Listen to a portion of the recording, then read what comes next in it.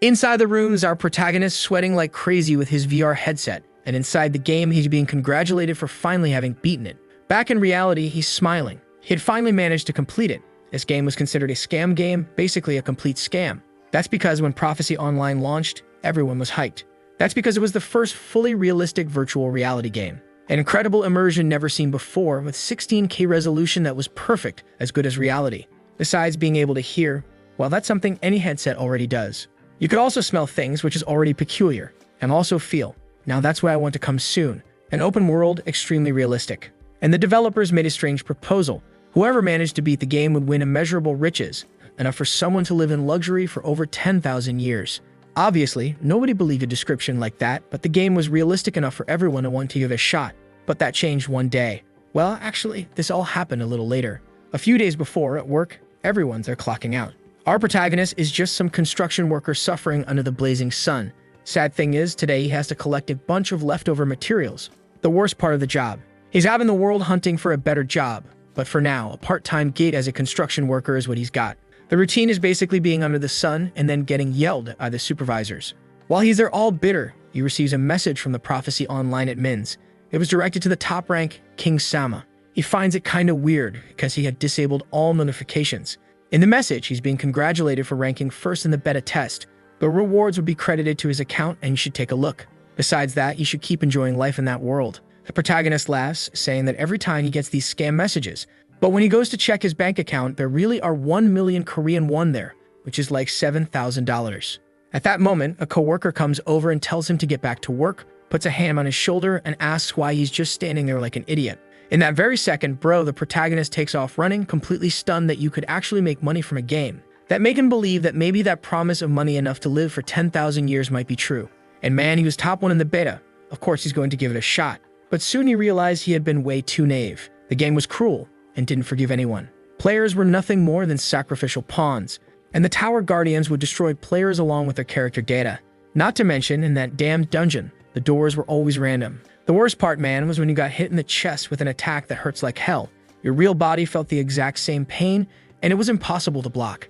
That made this game, which at first looked beloved, start losing more and more players. The protagonist was only making just enough to live month to month at that part-time job. And now there are some guys banging on his door, asking when he's going to pay back the money and yelling for him to come out because the rent is late.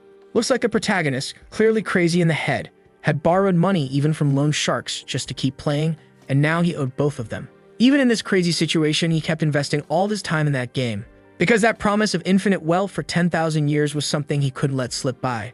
And now there it was, the message congratulating King Sama for completing the game. The message said that the experience he gained there would be extremely valuable. Our guy takes off the VR headset, his eyes shining with joy. Right away, he throws himself on the bed, grabs his phone to check the bank account, and receives a message from the people who developed the game congratulating him.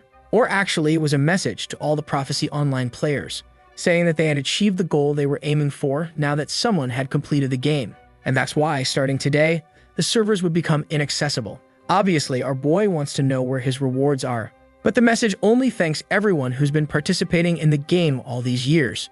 Oh, poor guy, he drops the phone on the floor, bro, it shatters completely. While lying there asking himself, where's the reward? He finished it. He completed what they said would be extremely valuable, so it's certain it'll show up in his account.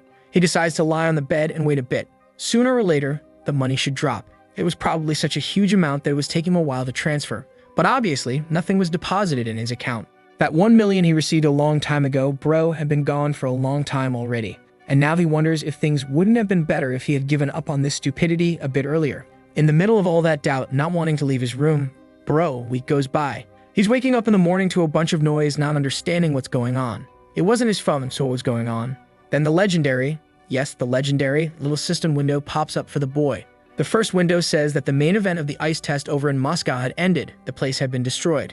The Earth test would now begin with a duration of 43 days. During that time, they had to defeat the boss, and the test area this time would be Japan. And in case of failure, the entire area would be destroyed. The protagonist doesn't understand what kind of madness this is. But on TV, the news doesn't lie. The reporter tells everyone to look at the situation in Moscow. The city had already been completely devastated, and no one had any hope that they would survive that. Strange giant creatures had appeared and were setting everything on fire. Inside the helicopter, the boy says that what happened in Moscow is coming to Japan. It seemed like the incidents were related to a game called Guess what? Prophecy Online. The monsters looked a lot like the creatures from that game. A guy from Japan says he doesn't believe in that kind of nonsense. It's not like he's in a kaiju movie. Those videos of Moscow were all AI-generated. For sure, that destruction was caused by tectonic plate movements. But the boy in the helicopter said it looked like the monster was aiming right in their direction. A second later, bro, the transmission was cut off. People are calling for the poor guy, but obviously, he doesn't respond. Who does know this wasn't caused by a tectonic plate movement is our boy. He's already running to the window with a certainty, even without understanding how, that it looks like the game had become reality. And in a split second, he understood what the developers meant by an extremely valuable reward. While everyone else is lost, not understanding what this system stuff is, those messages popping up, our boy already knows very well the value of everything he went through. Not only that, he's the only one who finished the game, meaning he might also be the only one who knows how to end this game. And in a flash, the boy's motivation kicks in and he opens the door, full anime style. Saying that with this power, what's he gonna do? Make a bunch of money? What the heck, bro? I thought you were gonna save the world, you damn Lloyd Forrester. He's already on the run, bro. This boy is super motivated. The game barely started and he's literally sprinting through the streets, not caring about anything. The dude knows that once the realization hits everyone else, the competition for XP and farming spots is gonna heat up. And he knows a perfect starter dungeon that's nearby. While everyone is out on the streets, kinda trying to head home after a crazy workday, he's sprinting right past them. When suddenly, some guy randomly yells for Endu Rie to stop right there. Our boy jumps in fright, bro, and when he looks, he sees it's some guy named Takuo, one of the idiots he borrowed a ton of money from and never paid back. The guy says he was just on his way to Rie's house, but looks like he finally stepped outside. Damn, Iggy threw his cigarette to hit him in the face. Flashback to a year ago when the game was still a hit. Some investment companies were offering money to whoever wanted it, with barely any interest. All they have to do was pass a screening process. That way they'd receive enough cash to be able to play more and work less. Look at that perfect combo. Our boy, the sucker, obviously accepted it, right man? But actually, what he did was fall into a trap. In the end, the guy said he didn't pass a few parts of the test, and he had to pay 50% more. With those huge fees, he ended up with a debt he could never get rid of. And now Takuo is saying the time has come for him to finally pay what he owes. Endo, however, says that the interest was abusive from the start and clearly this whole deal is shady. Takuo responds that people who owe money are always like that, always coming up with excuses. But it was all good. He was there for a different reason. As far as he remembers, Endu was playing that damn game every day. And he heard that this exact game he was addicted to seems to have something to do with the world's current situation. So he grabs him by the neck and demands he hand over all the info he has. But our boy just tells him to get his filthy hands off his collar. The sucker's losing his patience, wanting to know if Endo has any idea who he's talking to. But then man, Endu says, "Alright, to help you out a little, I'll give you one piece of info." Then he activates the novice punch ability, Bro. The punch deals 50% more damage and he throws out a whole JoJo-style combo. The poor guy gets wrecked, falls to the ground, and our boy says, "The game has changed, and in this new world, I'm the one on top." On top of what, huh? You tell me. What are the odds you even understood that mess I just said? But our boy realizes Takuo couldn't take the hits. Dude's already knocked out. The Farm King man goes right back to running. This guy's unstoppable. I'm just impressed, gotta admit. But over by a car, a girl and a hooded guy saw the ability and were sure it was something from the game. She's already touching her chin, saying she didn't expect someone so experienced this early. One thing is obvious. The laws that define society today were about to collapse. The entire world and how it works would be rewritten. That dude with the e-girl choker on his neck is acting all high and mighty. Although, yeah, I mean, if it's a choker, it has to be on the neck, so I guess that makes sense. What doesn't make sense is our desperate guy who's already at the Goat Sanctuary. And now there's no doubt, this is exactly the same dungeon that existed in the game. He notices an interesting car next to him and wonders how someone's already here. Well, yeah, people have cars while you're out here running. That's how it works, man. He climbs the dungeon stairs and in the middle of it all, starts to smell blood. Man, I'm scared. This world is super competitive. Our desperate guy already arrived late. Someone had already cut through everything. And damn, it wasn't just one person. There's already a whole group of adventurers. Whoa, it's the Joker guy, man. He says that if the boy made it there, he must be one of the players. The protagonist asks if they really already killed all of that. Oscar replies yes. Those flaming lizards were extremely high-level creatures. That info leaves Endu kinda confused. He knows those monsters are actually the weakest in the game. Then the guy with the choker takes off his hood and says that since he's alone, they could be friends. But obviously our boy would have to become his subordinate. And he'd also have to hand over half the money he earns, man. In return, the guy would protect our boy. The rest of the group is just watching and obviously Endo refuses, saying sorry. But he's more in a Sung Jinwoo kind of vibe, solo leveling style. Besides, he's sure these people don't stand a chance against the boss of this place. Obviously, nobody took that info with a smile. Man, the group already went to the side to talk, and their plan is to kill the boy. They say that any player who's not in their party is just going to get in the way. But from the look on the rest of the team's faces, it seems they think that's a bit extreme. However, Tightneck says that's what he decided, and anyone who didn't agree with him would also suffer an accidental death. The boss of this place is known as the Flaming Goat, a creature not that hard to kill, except the problem is that it takes 7 days to respawn. And obviously, he didn't want to risk that this boy who just showed up would land the final blow and get everything. So the plan was to stop him from entering the room until the boss was dead. There were 5 minutes left until the gate opened, and everyone was in position. Our boy there with his hand in his pocket, totally relaxed. Until the others start getting closer and he asks if they really have the guts to try and stop him like that. The guys say yes, and that it's best if he just stands there without moving a muscle. Damn, our protagonist is already feeling confident. He was thinking that if he wanted to, he could beat them all up right now, but he's gonna let them be for now. He's sure it won't be that hard to kill the boss after they've all been wiped. There were 2 seconds left and the door opened. With that, the group went in. Endo, on the other hand, was over by the little wall with his hands in his pocket, sipping a tea. Bro, who drinks tea with a straw, what kind of nonsense is this? Had to be Japanese. The group went in, commenting that the boy didn't even insist on coming along. So Tightneck says that's convenient. They won't even have to cause a random accident.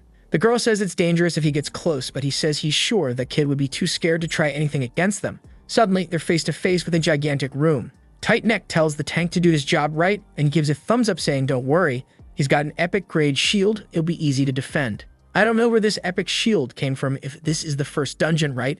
I'm guessing it's from those flame lizards outside, but then it wouldn't be an epic shield, just a regular one. But that's when everyone's expression changes. A strong wind blows through the place and flames appear. The idiot leader's trying to figure out why that's happening in this kind of scenario. What showed up wasn't the flaming goat, no, it was the Hellfire Goat. Man, the creature stared them down, let out a roar toward the ceiling, and everyone was thrown across the room. Some hit their backs, some auntie got wrecked, and everyone started coughing up blood. The leader realized they didn't stand a chance. The ninja was trying to back out and abandon everyone, but a girl tried to hold his arm. That's when the obvious happens, right bro? You entered the boss room. You can't leave now. The door doesn't open. Tightneck starts ordering tanks to go in and draw the boss' attention.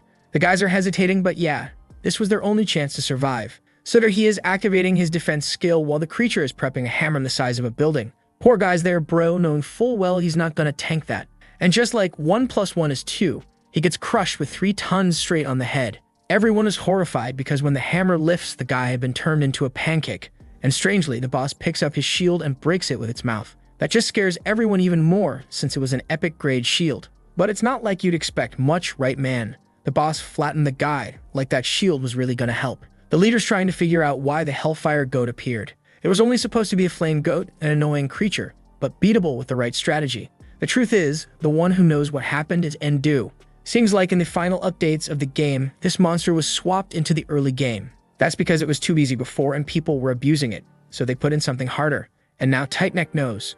The world switched to the latest version of the game, not one of the older ones, right man?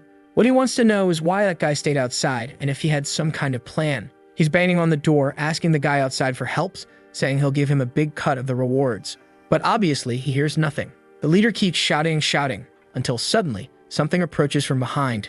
The boss swings the hammer again and once more launches everyone flying. The poor souls are sure that at this pace, they're all gonna get wiped out. Suddenly, Endu opens the door and says that whoever's leading doesn't seem very prepared. Tightneck is sure his whole group was used as a distraction for that damned brat. Suddenly, though, the rest of the group is wanting to run, saying it's better to leave the kid to deal with it on his own. But man, when the girl tried to leave, our boy stuck out his foot and made her fall face first to the ground. Bro, this one shows no mercy for women. Straight red pill. With that, neither she nor anyone else managed to leave the room.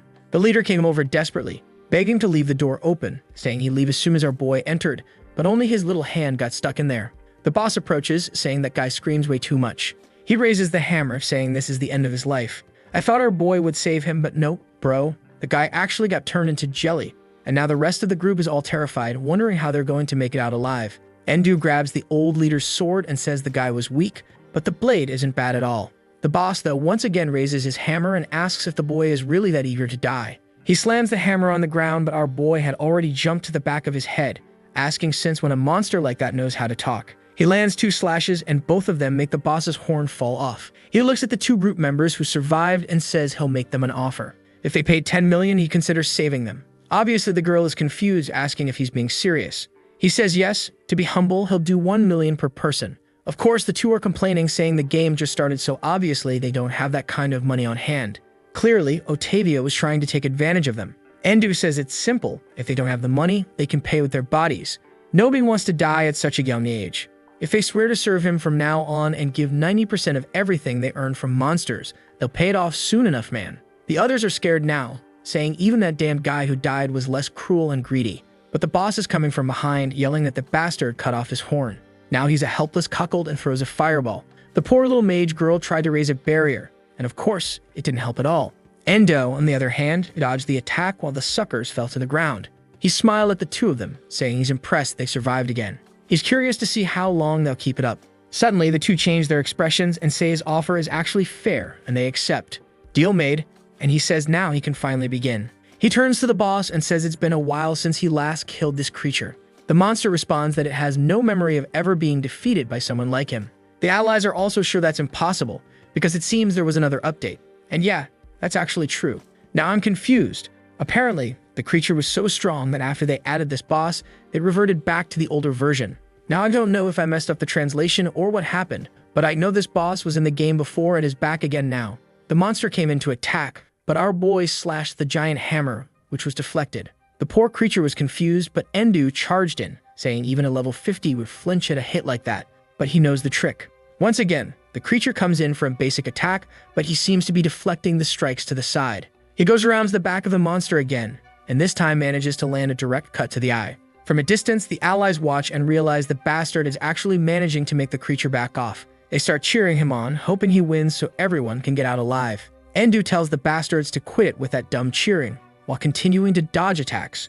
The boss says he may have good dodge skills, but the moment even one hit connects, he's done for. Suddenly, he hits the wall behind him, and the boss says he fell into the trap and now he's cornered. Out of respect, he wants to know what the boy's final words will be. But Ender replies that for someone who hasn't landed a single hit, he's pretty confident. Then the monster starts charging an attack, a type of black flame. This was known as the fire that burns anything, a type of ability that could kill even a level 99 player, but it had a critical flaw. The moment it was activated, the user became extremely exposed. That's why, even though it was a lethal skill, it kind of, wasn't actually that good. And that was the perfect chance for our boy, jumping from the wall to the hammer, from the wall to the hammer, and reaching the monster's back. Bro, in full swag, he even stepped on the ceiling and launched himself to the ground, landing a whip-like strike straight to the middle of the monster's head.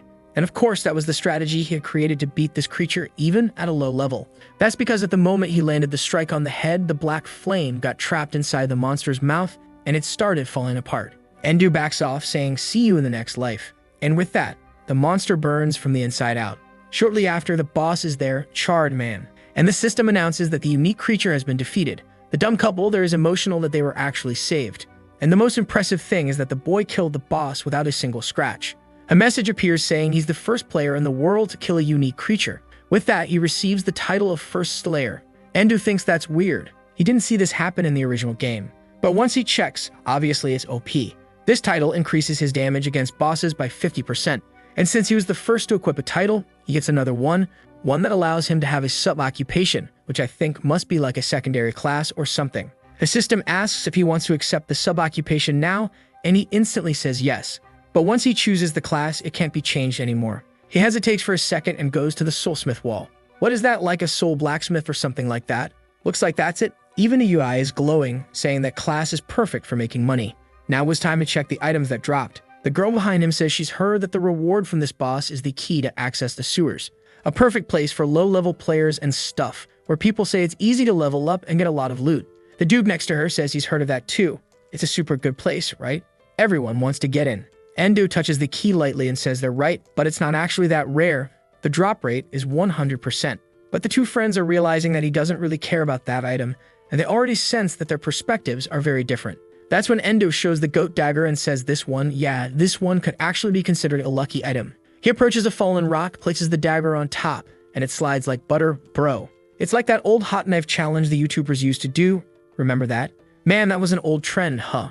My god. Then our boy checks the system and says this still isn't enough. He just hopes the next materials are easier to get. Sub-occupations, as the name implies, are occupations that aren't your main one. Some are useless, while others have extraordinary abilities. And of course, that Soulsmith choice is one of the top tier ones, right, buddy? That's because everything in this world had a soul fragment. Plants, minerals, humans, monsters, all of them had something like that. And by obtaining those materials, you could strengthen anything. During all the time he played, this was the only occupation that had a chance to beat the game. Then he activates the Soul Eye skill on his weapon. The system says the item can be awakened with the Soulsmith skill, and for that, you need the soul fragment of a mage. Man, our boy is looking at the girl already thinking maybe that's her class. And the system really shows that it was possible to extract an F-rank fragment from her. But there was a condition. If she entered a contract with him, there would be no side effects during the extraction. Looks like that's his condition. And he stabs the ground and asks if they really want that little key to level up. Obviously, the poor things are all excited, and our boy says that, however, they'd have to sign that contract, and he would keep any item they dropped. But since he was being nice, he'd give them a discount on the fees, and they'd be able to level up a lot. The suckers are all happy and thanking him, saying he's an angel on earth. But Endu just says there's no need to thank him. Obviously, since he formed a contract with her, he can now obtain the fragment. A little jar with a hat appears, and with that, the Soulsmith is activated. The dagger begins to awaken a glow in the skies, and suddenly it becomes enveloped in a purple aura. Obviously, that increased the damage it caused and also gave it the Soul Slash ability. Man, I thought Soul Slash was like when a monster is a ghost, you can kind of hit it. But no. He throws his arm up, does a little slash forward, and out of nowhere a forest appears. The whole place is lit up. It's because he opened a rift. The fallen guy unit asks how it's possible for a human to have that much power. On the other hand, Endu seems disappointed, saying this is the best he can do for now. At least he already has the bare minimum for the next step. As soon as he turns to the girl, the poor thing is already bracing herself, but he just walks past her and leaves. Look at this crazy guy going to pray for the players, man. You helped kill everyone in there, you bastard. Oh, it makes sense now. He prayed and took the guy's money. What a scumbag. With that, the two friends are sure. This kid is more dangerous than that goat that killed everyone. Next scene, he's walking through a courtyard, getting close to a well. Obviously, the bastard knows that's a secret dungeon good for low-level farming. Normally, though, people go in with a group of 3, 4, or 5 people. But since he's got the dagger in hand, it's better to go solo and level up faster. The moment he starts going down the stairs, out of nowhere a coin comes flying and he slices it in half. Bro, it's the Matrix. Well, the 3 guys show up in front of him, wanting to know why another visitor showed up, saying that, unfortunately, they'll have to go back up because that's their area. Endu is the king of farming. Bro, he doesn't stop for a second. He says there's no way he's going back and asks who decided that this place belonged to them. The guy up front replies that in games the rule is simple. Whoever gets there first gets the spot. Endu tries to play nice and says he'll pass them a spot that's better for a group of 3 to farm. But the guys respond that they're not interested. They like that place a lot. Of course, if he had money, they'd let him farm there for a while. Endu immediately understands how this works and asks how much they want. The leader of the guys says 50,000 for an hour seems fair. There are plenty of creatures there and he'll profit way more than that. Endu says fine, hands over the 50k, saying he found some money lying around recently. But he's already sure he's going to farm, get strong, kill those guys, and get that money back. No way this capitalist leaving his cash in the hands of those bastards. Right after, he's already entering the wolf cave and getting surrounded from all sides.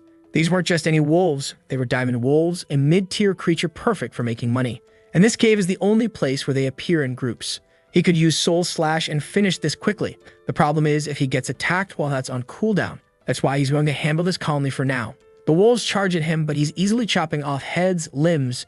Damn, bro, the boy's violent. Shortly after, the poor wolves are all ready for the barbecue already. But here he comes again with that little tea box. It can't be, there's got to be some secret to that. But right when they sit down to rest, one of the guys comes in to punch him from behind. Luckily, he manages to turn around, deflect the attack, and pull out the dagger. Almost slashes the guy's neck, but the dude dodges too. Since the slash made an explosion in the ceiling, I think he used Soul Slash. And the buff guy says that one was dangerous. Endu realizes the game barely started, but that weirdo's already well used to fighting. And he says that expecting him to drop his guard after killing the creature just because he'd be tired really showed the guy was trash.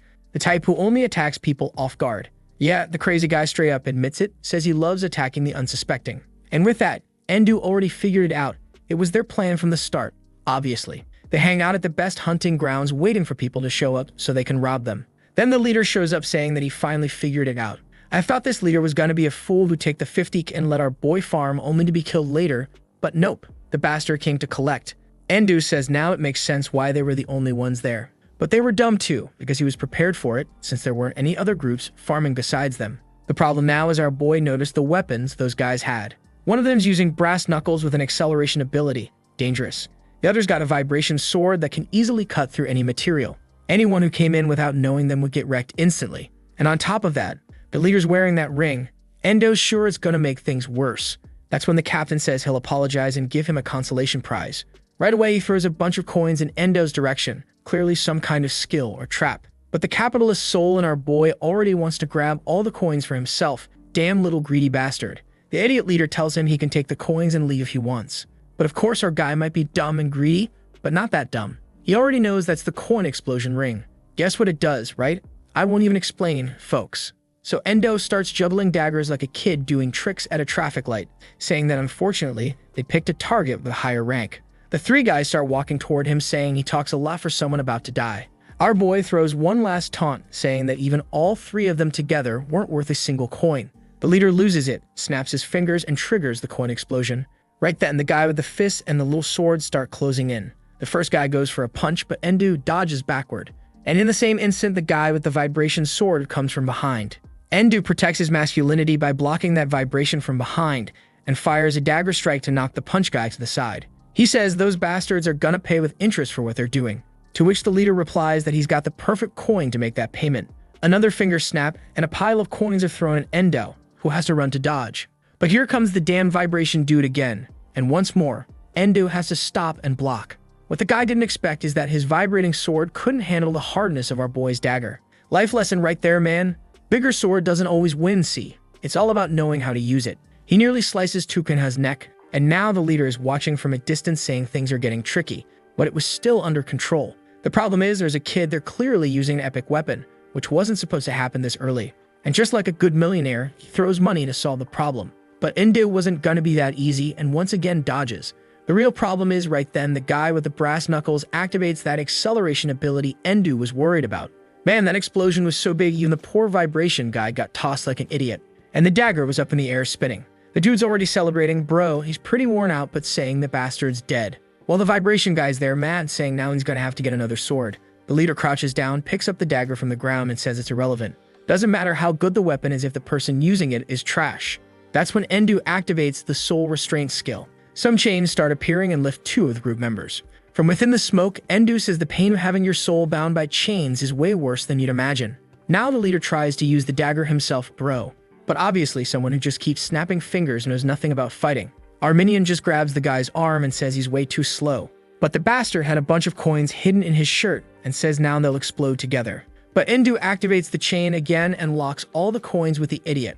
Ah, I thought he was gonna blow himself up inside his own shirt and get his torso disintegrated. But that soul restraint skill also seals the guy's ability, so yeah, he couldn't do anything. And Endo reveals that this skill only activates because there's a big level gap between them. Obviously, Cookie is shocked. How is that possible, right? He's already level 7 and the game just started. Endo praises him, saying that for a beginner, he's not bad at all. But what our boy wants now is to make a few more contracts, apparently to extract more of those soul fragments. To get Adrian's soul, the buff guy, he needed to satisfy the guy's hunger. For Ayan, the vibration sword guy, he'd have to help him find his little sister. And to get the soul fragment from the leader, Cookie, he'd need to put him into a deep state of fear. Out of the three, Cookie's condition was the only one he could fulfill right now. And Cookie is begging to be released, saying the chains are choking him and he's going to die. Endo touches the tip of the blade and says it'd be a shame if he died now. The guy is shaking, asking what he means by that. Because our boy says he's going to need to remove his eye, his blood, and all his internal organs. In this new world of hunters and prey, it's easier to do transplants, and people are gonna need stuff like that. Time to get some nice interest on those 50 he handed over. Ayan tells the leader to be careful, that kid isn't right in the head and might really do it. But Endo's just thinking that there's no way he'd go through all this effort just for that. As soon as Endo says that the moment Cookie passes out, he's going to extract everything, the guy starts apologizing and crying, begging him not to do it. That's when he felt deep fear, and with that, the extraction is complete. He receives another F-rank mage soul fragment. The poor guys all fall back on the floor and start getting up, gasping for air. And then 3 papers and 3 pens appear. Not even businessmen walk around with that many contracts. And of course, as soon as the guys read them, they're all terrified. What the heck is this deal about giving up 90% of what they earn in complete obedience? But then a man, damn it, asks if they're going to complain. And they say no, never. They're not complaining about anything. This contract is perfect, man. Since the contracts were about to be signed, the guys congratulate each other for becoming part of this amazing organization. But it was good for the 3 of them to know that if they broke any of the clauses, they'd end up in the hospital. Then Endo says he wants to find out who was coordinating them. Cookie was about to ask how you could possibly know that, but Endu says it's obvious. No way they'd have equipment that good if they were just a bunch of weak players. But strangely, the guys start begging, saying they'll do anything except that. If the boss found out they were working for someone else, they'd definitely be killed. But Endo stomps on his face and asks if he forgot who the new boss is now. The poor guy An, who's right there beside him, starts trembling and runs away. Says he doesn't want to do this. But our boy tells him he has no chance, and once again, he gets chained up. The two friends have already realized, man, there's no way to escape from that place. The level difference between them and the boy seemed to be even bigger than they imagined. Our folks are thinking now that the laws of the old world don't apply to him. And in that moment, he's sure that there's no one who can stop him. Yeah, man, the kid's already level 36 and the game just started. If these other guys are doing okay, in theory they're like level 7, right? The gap is way bigger than expected. Now it makes sense. He should wipe these guys out even easier, but it's fine, he only used one skill, so it wasn't that hard. Next scene, some kind of amusement park. There's a circus going on, some fire stuff, and a guy on stage getting hit with a board and slammed into the ground. Man, the game just started and there are already people being enslaved in cages, bro. Man, that's messed up. His Homo sapiens sapiens aren't so sapiens after all. What now? Bullcut is slapping the guy, yelling that the bastard didn't even complete such a simple mission. He should understand that he's getting in the way of the boss's life like this. Another guy behind the bars tells him to stop. That guy was about to die. But the civil dude says he should just die already and stop bothering the boss. Suddenly someone walks in asking what they're saying about him. Oh boy, look at this clown's makeup. The game started today and you already think you're the Joker, my guy. Come back to reality. And the clown dude walks up to the guy who was getting beaten, saying that he really suffered a lot and did deserve this. He tells Bullcut that he needs to understand. The guild is already losing its strength. Doesn't matter how incompetent, filthy, or trashy someone is, you can't just go beating people like that. Bullcut loses his excuse, starts trembling. Then the guy tries to thank the boss, but yeah man, obviously that was just a little act. The whip comes swinging and this time it hits straight in the skull. Walmart Joker keeps saying that's how you treat incompetent animal, and warns that any other animal in this organization will suffer the same fate when they don't do their job. But man, someone else arrives at the circus and the clown's expression changes, says that they arrived way too fast. Of course, it's the three beat-up guys saying they came to report some information. They got beaten, and it was getting kinda hard to keep protecting that place. But the clown already noticed Koki doesn't have the ring on his hand, and asks, "Where's the ring I gave you?" The twisted-up guy is trying to explain, saying they got beat up, and that what showed up there wasn't even a player, it was a monster. But of course, smack, whip to the face. Walmart Joker starts yelling, asking if they haven't understood the world they're living in now. It's ridiculous that he actually managed to gather so much trash into the same guild. Adrian and Ayan are just standing there thinking, bro, and the rest of the guild gave up, right? Because man, they got beat up so bad they bailed. Now I'm confused. I keep saying this is still the first day, but what day are we even on in this server? It's not the first anymore, right? Or was there some kind of time skip like 3 days later or something? I don't remember. Because as far as I know, the game started in the morning, the protagonist ran off, dropped into the dungeon, and now we're here. Or am I losing it? Because the guild guys are saying everyone quit the guild after getting beat up, right? I guess things move fast around here. The clown's yelling, saying he's got another job for Bullcut now. He's supposed to bring some guy named Johnny Kun. Suddenly, a paw swipe from a white tiger, which honestly looked more like a monster bro, blows hot breath right in Cookie's face, who's trembling, saying he won't survive if that thing gets loose. But the clown replies that it's time for Tidy's dinner. Oh man, the beast comes in to bite the bun, but Solo Performance Boy just showed up. Here there's no animal rights, bro. He goes straight for a kick to the tiger's head, launching it away and twisting its neck. Walmart Joker is calling out for someone named Johnny Kong, but the one who answers is our dear Endu.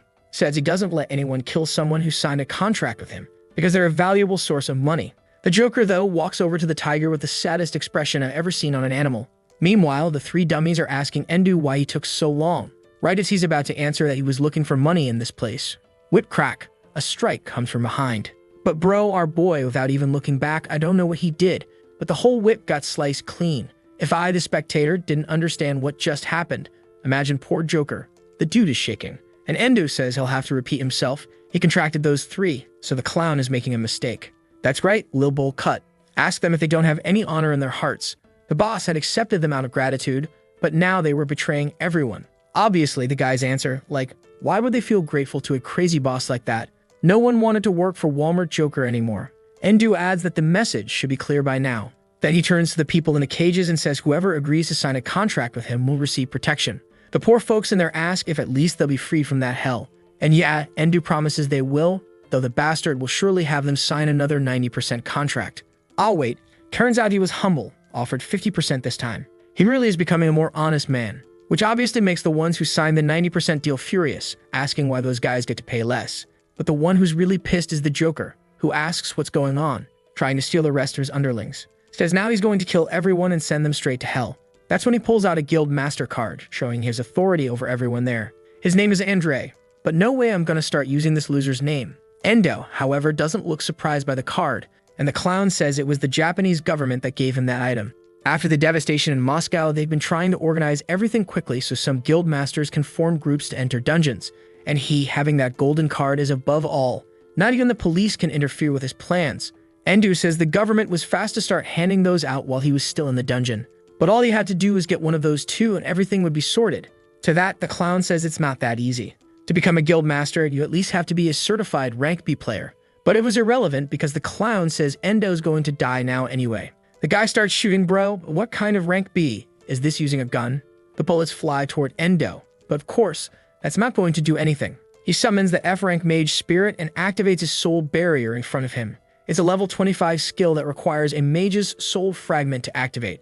Joker, though, is just like someone in Valorant when Sage puts up a wall. He's sitting there, wasting bullets trying to break it, while giving his tired speech about Moscow collapsing and that he's the government's chosen one, blah blah. But obviously, Endo couldn't care less. He asks if the guy hasn't realized that nobody who goes into dungeons uses guns. How's he supposed to be rank B like that? Probably tricked the government or just bluffed his way through, because there's no way. Obviously, Endo just says he's gonna fix this, and pushes the barrier forward right into the clown's face. The clown tries to hold his ground, but Endo is calmly walking forward, pitting him against the wall. And when he's finally crushed and can't do anything, the protagonist deactivates the skill. He says that ever since everything started, abilities are something way beyond weapons. It'd be good if that guy stopped walking around thinking he'd solve things with that kind of toy. The guys in the cage are terrified, bro, saying it's unbelievable something like this happened. Then Endo turns to them and says he's going to give them one more chance to sign a contract, only paying 50%. Obviously now everyone's eager. It's clear the kid can win, right man? 50% is better than nothing, especially since they've been freeloading and doing nothing. The crooked Joker warns that the authorities won't let someone like Endo, who has no license, just do whatever he wants. But Endo only asks, wasn't it he who said that power is everything now? A second after the Joker goes silent, everyone has to stand face to face with him. The poor guy gets crushed while our boy thinks he's got plenty of people now working for him. Nothing better than long-term investments that will pay off forever. He checks the system and says it would be perfect if he finishes the test while everyone else is panicking. The system shows that everything will be annihilated in 29 days and 23 hours. Bro, you already have a building that's the player association. You know that story that when a bridge collapses in Japan, they rebuild it in 2 days? I think it's true, man. 2 days into the game and they've already got a player association. These people are fast for real. Our protagonist is walking nearby while a group of friends is talking, saying that if you're a rank B player, the salary in any guild is crazy high. Another guy says he better stop dreaming. Rank B is only for the top 1% of the country. At that moment, there are only 9 in the whole country. Endo walks away without saying a word.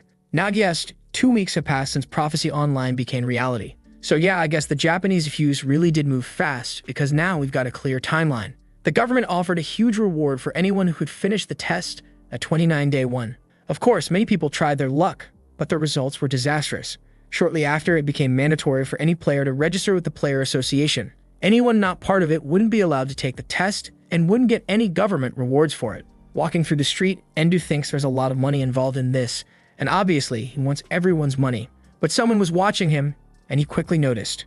Something was approaching fast, and he dodged sideways as the thing smashed the ground. Everyone's confused, wondering why a metal plate dented the pavement. Suddenly, someone yells that today he won't lose. Oh man, it's that loan shark from before.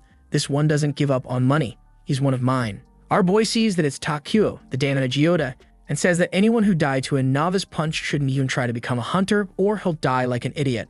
But the guy is confident now, obviously saying he's no longer the same. Now he's received the most powerful class of all, the Lancer. Endo replies that it's hilarious how someone so dumb picks such a hard class. He really won't be able to do anything with it. Takuyo asks what he means and wants to know what class the brat has. Endo says he has a very incredible class known as beginner. Obviously, the guy laughs, saying that's the same as having no class at all. Endo just smiles, thinking that he didn't lie. His class really is beginner. Takuyo grabs the plate and says enough. Time to get his money back or the kid dies. He tries to do a sequence and smash him with the plate, but Endo just sidesteps back and forth, dodging it with ease. He says he didn't want to cause a disaster right before the exam, but it looks like he has no choice. Man, he just gives him a little tap, and the guy goes flying. The poor dude hits the ground, shaking all over, while still muttering that it's not even worth it. Already inside the building, the girl says that the exam fee will cost $8,000. Sometime later, he's there crying over the money he lost, and the woman approaches, saying it's time for him to take the test. And there he is, bro, face to face with the big crystal. And if I had to bet $1 billion, I'd say he's going to get rank E or F or something even lower. He asks if it's just putting his hand there. She says yes. And there he goes, all hesitant. A low spark pops from his fingers. He places his hand, a golden light shines, the girl's all impressed, the energy flows, everything turns white, and she's stunned. Next scene, she slams the table, saying the results came in. Oh man, I would have lost that bet. The bastard actually came out as rank A, bro. She then says he must already know, but players can indeed change classes. There were some insane ones like Sword Master, Magic Master, that one's really strong, and Archbishop. And obviously, with so much talent, he should choose one of those. But he answers that even though he really wanted another class, the one he wants isn't available. She asks which one it is, and the kid's just cruel, says it's none of her business. Damn boy, why the aggression? She felt the pressure and asks if maybe he needs those special items for class change, and if he wants the association to prepare them. But he only says he'll collect them himself, and she shouldn't worry. Then he asks if she has anything else to say, and the poor girl is trembling, asking if in the future these things won't cause him trouble. She's kind of confused and asks what he means. She tries to explain that his rank of power is something they've never seen before. Oh man, and of course, just because I said it. His rank of power, but since he has no class, he's automatically classified internationally as rank E. Too soon to celebrate, right? I was all shocked like, damn, first time I've seen a protagonist start this strong at rank E. What a cursed cliche that never fails to show up. She tries to explain that there will be lots of restrictions. He won't be able to create a guild. That's a big disadvantage. He turns his face, thinking these damn governments really love coming up with stupid rules. But if the issue is creating a guild, he could just assign one of his money farms as the guild master.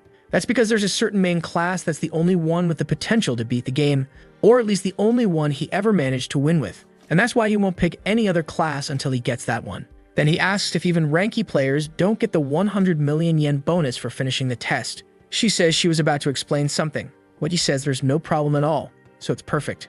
She says she understands and will certify him as rank A of E. Double trap, right folks? Thought it was one thing, got tricked again. Damn it, face planted hard. Outside, everyone's holding up signs trying to recruit players above rank C. He's laughing, saying everyone struggles to get new recruits. Until two girls approach our boy asking if he's rank D and wants to join them. But he replies that actually he's rank E. And they apologize, saying that unfortunately, that's a bit below what they were looking for. Walking around, he realizes that everyone who's rank E is like hot potato. They get tossed away right away. Until he notices a guy way in the back, not the usual type, just staring at him with a suitcase in hand. The kind of guy you're supposed to run away from, but there he is, face to face. The guy says, nice to meet you, and asks if he's Endu Ri. Then he hands over an info card saying to take a look. Wings of Genesis, though it doesn't show the rest of the name. People.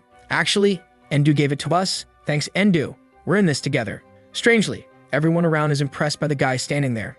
A member of one of the strongest guilds known as Feeder.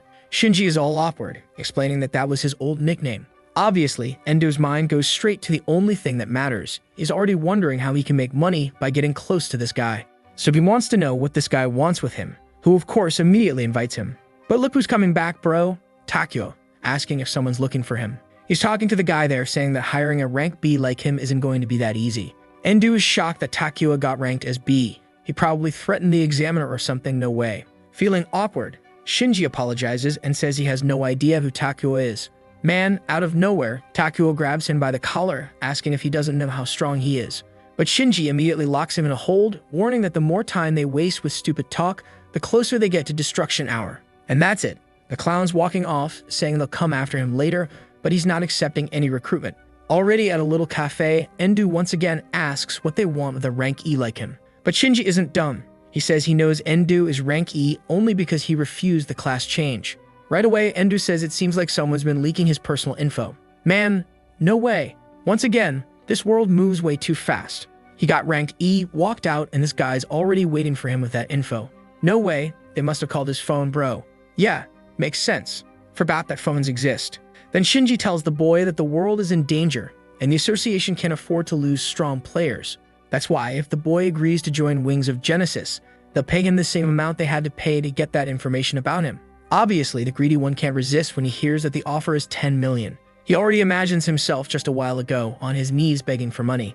But the game's changed, and he says that, unfortunately, he's not interested in joining any guild. Shinji, a bit embarrassed, says he didn't expect someone like him not to be swayed by money. That's why he wants to offer some information instead. The truth is, his guild has support from all government agencies. Basically, it's not a lie to say they control the world's information hub. And if he joined, obviously he'd also get access to that privileged info network. Endu decides to take advantage of the situation and asks if they have any info about the only person who completed this game. Shinji says, however, that nobody has ever done that. No one completed the game while it was active. Strangely, Endo's expression changes, and he says that if that's the case, then he refuses. Shinji's kind of surprised, but hands over a number, saying that in any case, just call him. He leaves, but he's wondering why the boy got so mad over something like that. For now, he decided to back off so he doesn't damage the guild's image or ruin the relationship they're trying to build, because clearly, there isn't one yet. He was imagining our boy sipping coffee, kind of implying how hard it is to convince him of anything, when suddenly Endu places a hand on his shoulder. The guy turns around startled, and Endu hands him a paper. Says that if he ever needs help, just call. Of course, whether he accepts or not depends on the price. A little awkward, Shinji says okay. And just like that, our boy walks away. Then the scene shifts to the wings of Genesis Guild headquarters. Top floor, the guild master's office. Shinji arrives saying he's just returned. Whoa, hold up guys. Is it finally time for a badass woman to show up? And she wants to know how it went. Did they manage to recruit the strongest beginner the association mentioned? Shinji simply answers that that bastard is really a monster. The first player who made him feel fear just from a conversation. The guild master wants to know who's stronger between the two of them. Shinji gets a bit awkward trying to answer, and she says that just from his hesitation, she already knows. He apologizes to Miss Tsukino, and she says it's no problem. Passing on all the information he received without hiding anything, that was his job. And to her, it wasn't surprising that someone stronger than her would eventually appear. This is our dear Yamagata Tsukino, the guild master, all casual like a businesswoman. Then the story shows the 10 Transcendents, the top 10 players from the beta test phase who ended up receiving prize money. Obviously, the moment the game became real, everyone wanted to know who they were and people started trying to get involved with them. The knowledge these people had was priceless. Tsukino says that the fact Shinji came back alone already shows he failed to recruit the boy. Shinji tries to explain that, strangely, not even 10 million interested him, nor did the info. She says that if he's one of the 10 Transcendents, then money and fame are already guaranteed. He agrees but says it wouldn't make sense for one of them to stay as a beginner on purpose. Besides, he could be using one of those forbidden items to boost his stats during evaluation or something like that.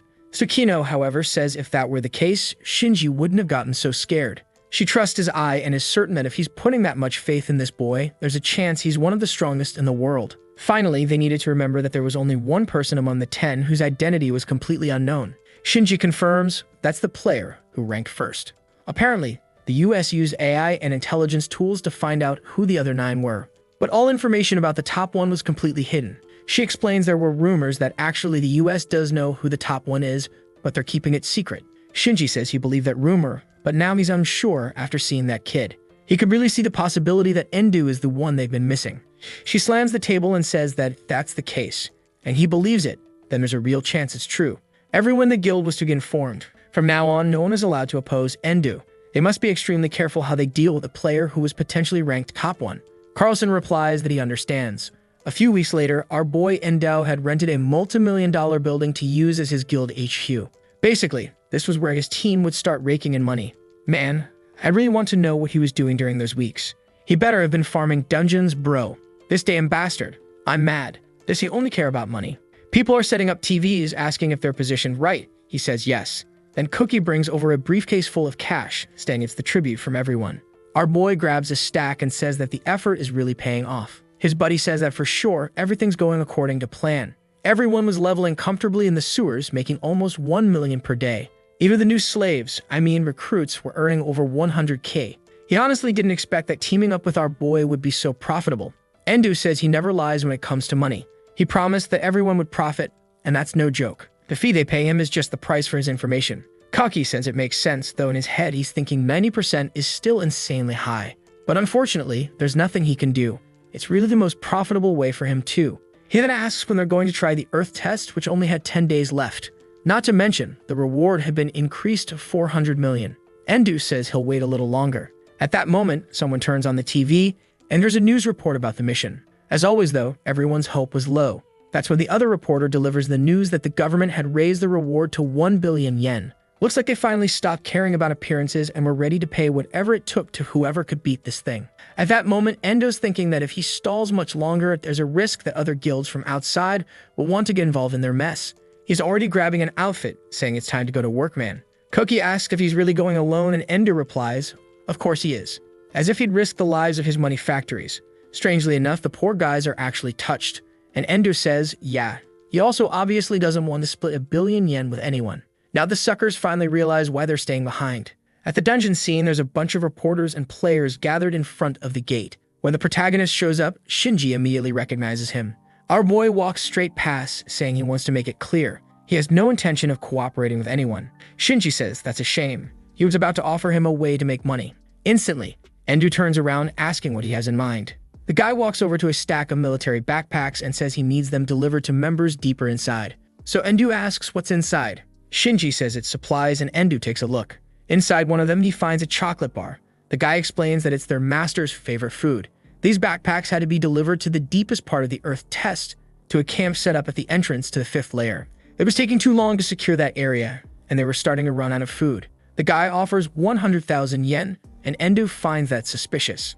An offer that good would have already been accepted by tons of people, so why? Shinji goes straight to the point. The Wings of Genesis wanted to show they were generous people to Endo. Plus, they were really in a bad spot. They had already asked 39 other groups to take the supplies, but most gave up or got annihilated. Endo, however, says out loud that the first 4 layers are basically just a warm-up. The real deal starts at the 5th layer and the boss. Shinji notices this kid knows things they don't. He then admits it really does seem like the dungeon is exactly like it was in the game. But it's true, very few groups had made it to the 5th layer, and the ones that did, they're over there, worn out, waiting for supplies. Then Shinji says if he delivers it within a day, he'll get an extra 50 million. Immediately, Endo turns around and says that stuff will get there in an hour. The scene switches to the 3rd layer, where Manny is fighting a giant praying mantis. Bro, that thing's scary enough when it's tiny. The poor guy is blocking attacks and shouting at Rami to run or she'll die. Seems like they're a couple. She calls him my love, saying she can't abandon him. But he just thanks her for everything and says she should go. She screams out Michael, saying he can't die there, when suddenly someone runs past without stopping, just yelling at the weirdo to get out of the way because he's in a rush. The couple tries to thank him, but when they look again, the guy's already way up ahead. Shortly after, he's already at the entrance to the 5th layer. Only 42 minutes had passed so far, and considering he was earning 150 million, being a delivery man wasn't so bad. I'm telling you, he's the king of intel. There's already a blonde dude asking if he's in Deo, the one they were told about. Probably once again thanks to that amazing tool called the phone. Our boy throws the giant backpack, saying they must be from Wings of Genesis. He was there to finish his delivery job and obviously get his 150 million. The guy says not to worry, and they got confirmation the money was transferred the moment he started running. And when Endo checks his phone, bam, there it is. The payment came in immediately. He thanks them for doing business and says it was a great job. The dude says everyone was celebrating. They were starving that place. Resources begin to be distributed, but with all the joy of the food. Endo says the situation doesn't look good. The guy explains that yeah, they'd lost a ton of people already. Suddenly, a bunch of people come running, shoving each other, collapsing on the floor, saying they were finally safe. But then, impact hits the cave, and out of the smoke, a swarm of insects appears. Endo gets ready to attack, but a wave of flames passes through. Oh man, she's even scarier as a hunter, and our boy recognizes it. That's a very high-ranking class. It's a secret skill known as Hellfire Slash. He never imagined he'd meet someone who knew that kind of technique in a place like this. And the badass herself walks up, saying hi to Endo-ri. She approaches, thanking him for the delivery, and smiles as she introduces herself as the famous Yamagata Tsukino, Guild Master of Wings of Genesis. Our boy was giving that intense stare, and she was returning with a crimson-red gaze, until suddenly, she trips like an idiot, right? Damn, there's no way she was gonna be the baddest of the bad. Obviously, she's totally clumsy. That's the only way the suckers fall in love with you. She apologizes, saying it looks like she's stumbling from so much hunger. She hasn't eaten in days. And our boy knows she's not lying from the scuffle going on there, right? Just from the supplies he brought. Sometime later in the tent, he talks to her and asks if she's the strongest one there, and she says yes. Even though she was the weakest among the 10 Transcendentals, she was still strong. He asks what kind of embarrassing thing is that, 10 Transcendentals. Blushing awkwardly, she gets up and says she didn't choose that ridiculous name. That was the name given to the top 10 of the game, you know, when it was still a game. He asks who decided that. She says the names were selected by a group of researchers from the United States. The only person no one knows is the legendary number 1. They'd already contacted everyone from the top 10 to give out various rewards, so it's strange they haven't gone to him. Obviously, the idea of rewards gets the boy excited, and he wants to know how much she got. She explains that it depends on where you live, but she got 1 million yen. Endo remembers that 1 million from when he started playing and reached top 1 back when it was still a game, which made him addicted, quit his job, and later get hunted by loan sharks. But then he starts realizing it doesn't make much sense that these people are so interested in knowing who's the strongest. Maybe it's better to hide it for now. Still, he asks if that was really all. It was a small amount compared to what you could earn by completing the dungeon. She says yes, that million is nothing compared to the info she managed to gather in the game, though in the end it's not helping her at all against the boss of this place. He then asks if not even someone in the top 10 of the ranking is able to complete this test. She explains that no matter how many skills she has, in the end she's still human. If she could face this with the top tier equipment like she had in the game, she'd have a chance. But in the current situation, it's a minimal chance. Even so, he slams the table and says he gets it. Either way, he already completed his mission. If she's got anything else to say, just say it. And he's already leaving, thinking that he has to kill this boss soon before someone else does and snatches that billion from him. But from her chair, she yells for him to wait. She asks if he's really not going to help anyone or kill the boss. The guild folks seem a bit hesitant, telling her not to say things like that. They were going to manage without that guy's help. The leader turns around and warns that all hostile actions toward Endo are forbidden, and they need to remember that. She understands they think he's weird and knows how they feel. But at that moment, they needed to remember the people they had already lost in this fight. She goes all in and tries cutting the monster's leg, but it does no damage. The team collapsed on the floor, says the front lines had already crumbled. She gives the order for everyone to retreat, but there are some crazies wanting to stay, saying they can't give up now after coming this far and losing people. To which she responds that it's exactly because of that they have to retreat before even more people are lost. The fool kept pushing, until he got grabbed by the boss through the stomach. Tsukino couldn't do anything but watch the guy get devoured. And now in the present, she says they need all the help they can get to finish this quickly. The group is a bit awkward. Nobody can say anything. While she's fired up at her speech, saying that if they completed the Earth test, they'd bring peace back to Japan. That was the only way to honor the comrades who had sacrificed themselves. Everyone was emotional, and even Endo, on his way out, says she's giving that speech, but he doesn't want anyone getting in his way. Besides that, he was going to kill the boss by himself. I thought she was going to get pissed, but she's actually impressed by the kid's confidence. They want to understand if he really thought it was plausible for him to beat that thing alone. She has no idea how he's going to fight, but she's going to find out. Suddenly, she leaves the tent and asks if he would accept requests depending on the reward, and she says what she wants is to join the boss fight. The guy is already thinking that if there's a chance to profit, he can't miss it.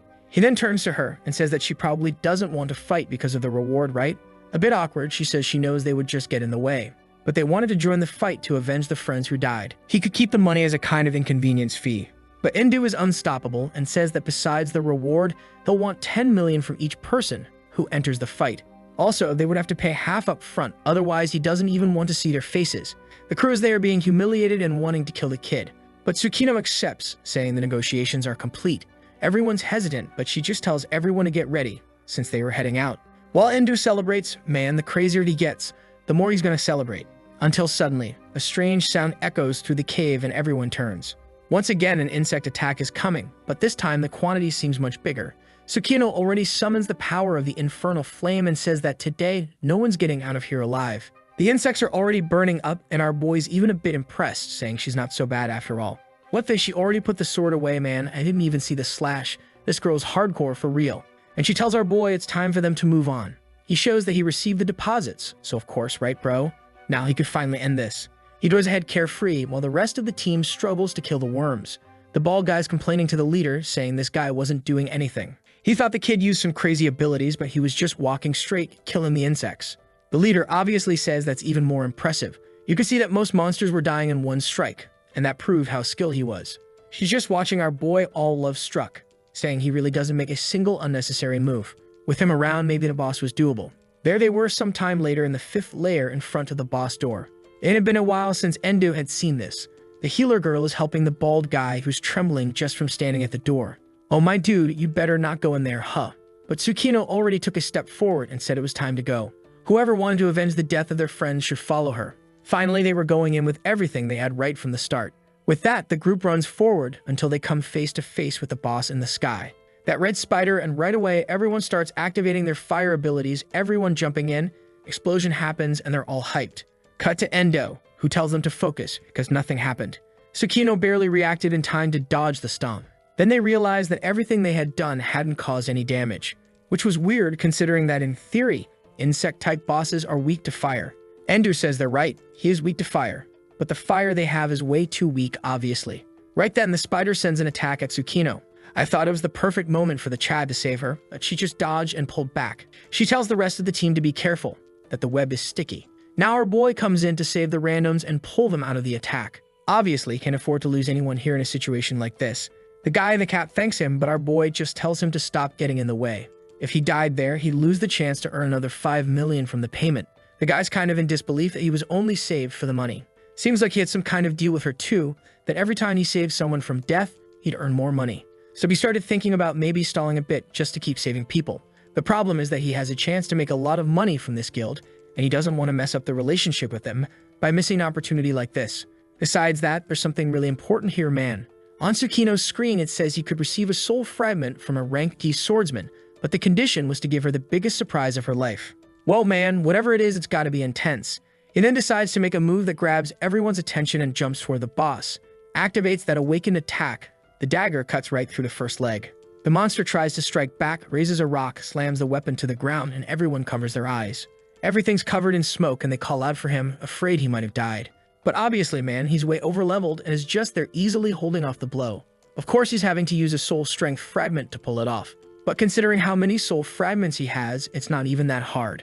Before people can figure out what's happening, he suddenly grabs the boss's legs, starts spinning it, and slams it into the wall on the other side. In a second, he's already face-to-face saying this is the monster's weak spot.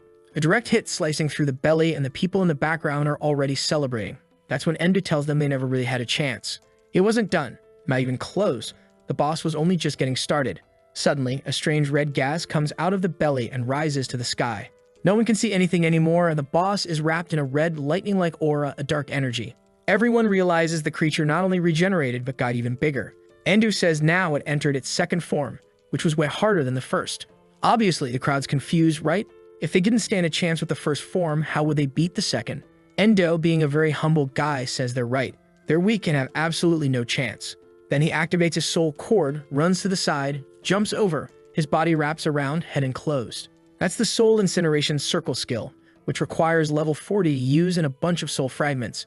Tsukino already sees it's going to explode and tells everyone to run. With that, Endu activates a flame ability, comes down on the creature from above, raises the dagger to finish it off. Meanwhile, the rest of the group using their fire abilities instantly feels the difference in power between them.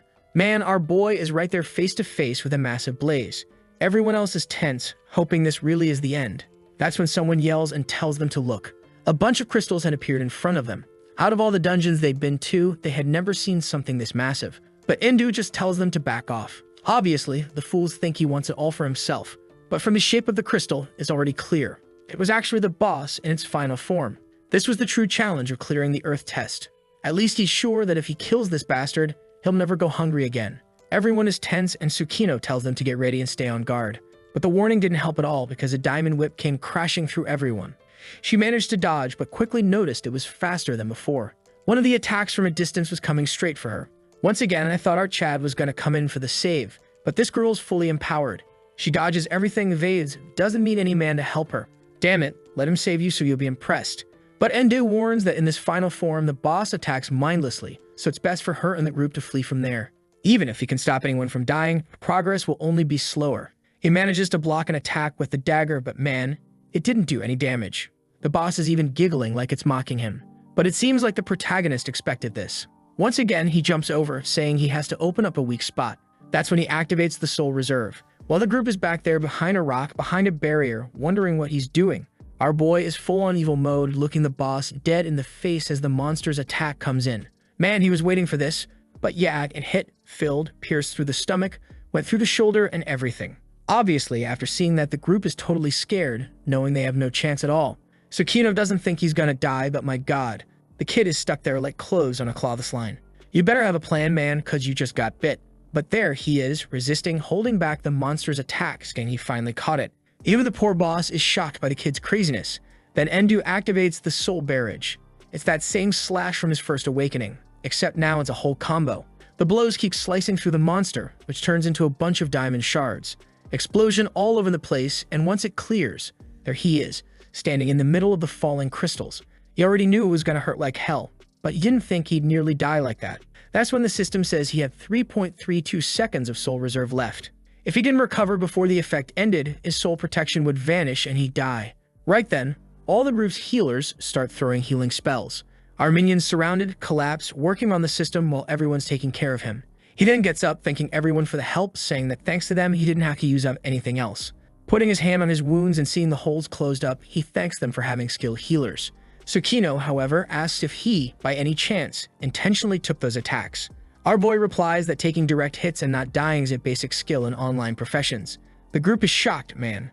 That only made sense when it was still just a game. But now it was real life and he should understand that if he dies here, he doesn't come back. He replies that it makes sense, but as far as he knows, if the game is just like reality, then the strategies that work there should still work here. That's when Tsukino realizes that while the boy is strong, he's clearly not all there in the head. Then Endu opens his inventory, saying he figured out a way to surprise her. The system announces that the Earth test had been completed successfully. He could now enter the names of those who participated in the subjugation. Seeing the message saying the dungeon would end in 5 minutes, everyone starts celebrating, saying that Endu really did it. Japan was finally saved and they were safe. Then Endu says he needs a little favor before getting the reward. He promised to keep everything, but he wanted Tsukino to receive the leader reward in his place and then transfer it. She gets a little confused and asks why. He explains that he wants her to get the credit for that dungeon and for her name to show up in the news, because it wouldn't look good if a beginner with no class was the one who cleared that place. On the other hand, if the story was that a guild struggled like crazy to beat this thing and lost tons of members, the government would definitely pay more. He's thinking about that, but he's also thinking he doesn't want his name all over the place. Tsukino asks if money is the only reason. As the guild leader, that would be nice, but taking credit from someone like that wasn't really their thing. Endu says there's no problem. Just say that Wings of Genesis hired him for $1 billion and that's it. A little embarrassed, she agrees since they'd be announcing that Wings of Genesis cleared the test. With that, the group name that defeated the boss is recorded. Endu knows it's not like there's a guarantee the other guild members won't leak information, but only someone wanting to leave the guild would do that, because everyone in it would benefit a lot from being in the group that won. Japan's destruction is finally halted and the test is complete. Helicopters fly overhead and they tell everyone to take a look. The test area was collapsing and the players were evacuating. At the top of the cave, a magic circle appears and starts pulling everyone in. Everyone then falls outside, hugging each other and crying with emotion, saying they never imagined they'd really get out of there. Tsukino doesn't celebrate that it's finally over. And on the dungeon's tombstone it's recorded, Wings of Genesis had conquered the Earth test. Now the reporters arriving to give interviews want to know how it all happened. Right in front are the victors of the subjugation and Tsukino sees the crowd approaching. She turns to ask Endu if he's really okay with giving her the credit. But obviously, man, he's already gone. The blonde guy says he only left a message. And of course it says, if you got any money-making ideas, just get in touch. With that, the entire team is surrounded by 1 million reporters wanting information. The blonde tries to calm everyone down, but it's Tsukino, the leader, who speaks. And with that, she announces her guild as the ones who completed the test. It's broadcast not just in Japan, but around the world. Meanwhile, our boy's employees had gone to pick him up, right man? The guild folks, on the other hand, are stuck giving interviews, bowing and all that. The reporters think she's way too humble. She said it was all thanks to the help of many people. Seeing her little smile, Endu rides off in the car saying she'll handle it just fine. Of course, he could have made a lot of money too by taking the spotlight as the one who finished it all. But he's not in the mood to have the media watching his every move everywhere he goes. Maybe it's time for him to prepare another face to deal with the public, a kind of stand-in for himself. The news, photos, and interviews start popping up on every TV channel. In a conference room with a 350-inch TV, the mood doesn't seem too cheerful. Meanwhile, at the Money Farm Guild, because obviously only someone like that guy would give it that name, the bastard Endao, who just received his little billion. The friends are commenting that out of nowhere, the leader got stupid rich. One of them says it's best not to think about it too much, because that bastard won't share a single cent. Weirdly, they're gluing some 500 yen coins together, wondering what the heck they're doing lately. The other one tells him not to question it, man. It was an order from Endu Rie, and his orders are absolute. Then the protagonist turns and asks if Rumi's guild has already been established. That girl from the beginning that he saved shows up, a bit awkward, asking if he's sure she should be the guild master. Look at that admin card already in her hands, huh? Hashimiya Rumi, guild leader of Gold Farm. He explains that it's going to be like that because he's just a simple rank E and can own a guild. She says that even in the guild there are people more qualified than her. But Endu says she's the perfect choice. Since the beginning, he's been feeding information and items to this group. Everyone's evolved to at least rank B. But obviously, like anywhere, there are people who perform better than others. Ruby is a perfect example of someone who wasn't born for dungeons. At least on the other hand, she gets along with everyone in the place. Why do these damn people like her so much, huh? As always, man, we're in a world where information spreads faster than anything, and there's already news online saying she became the guild master.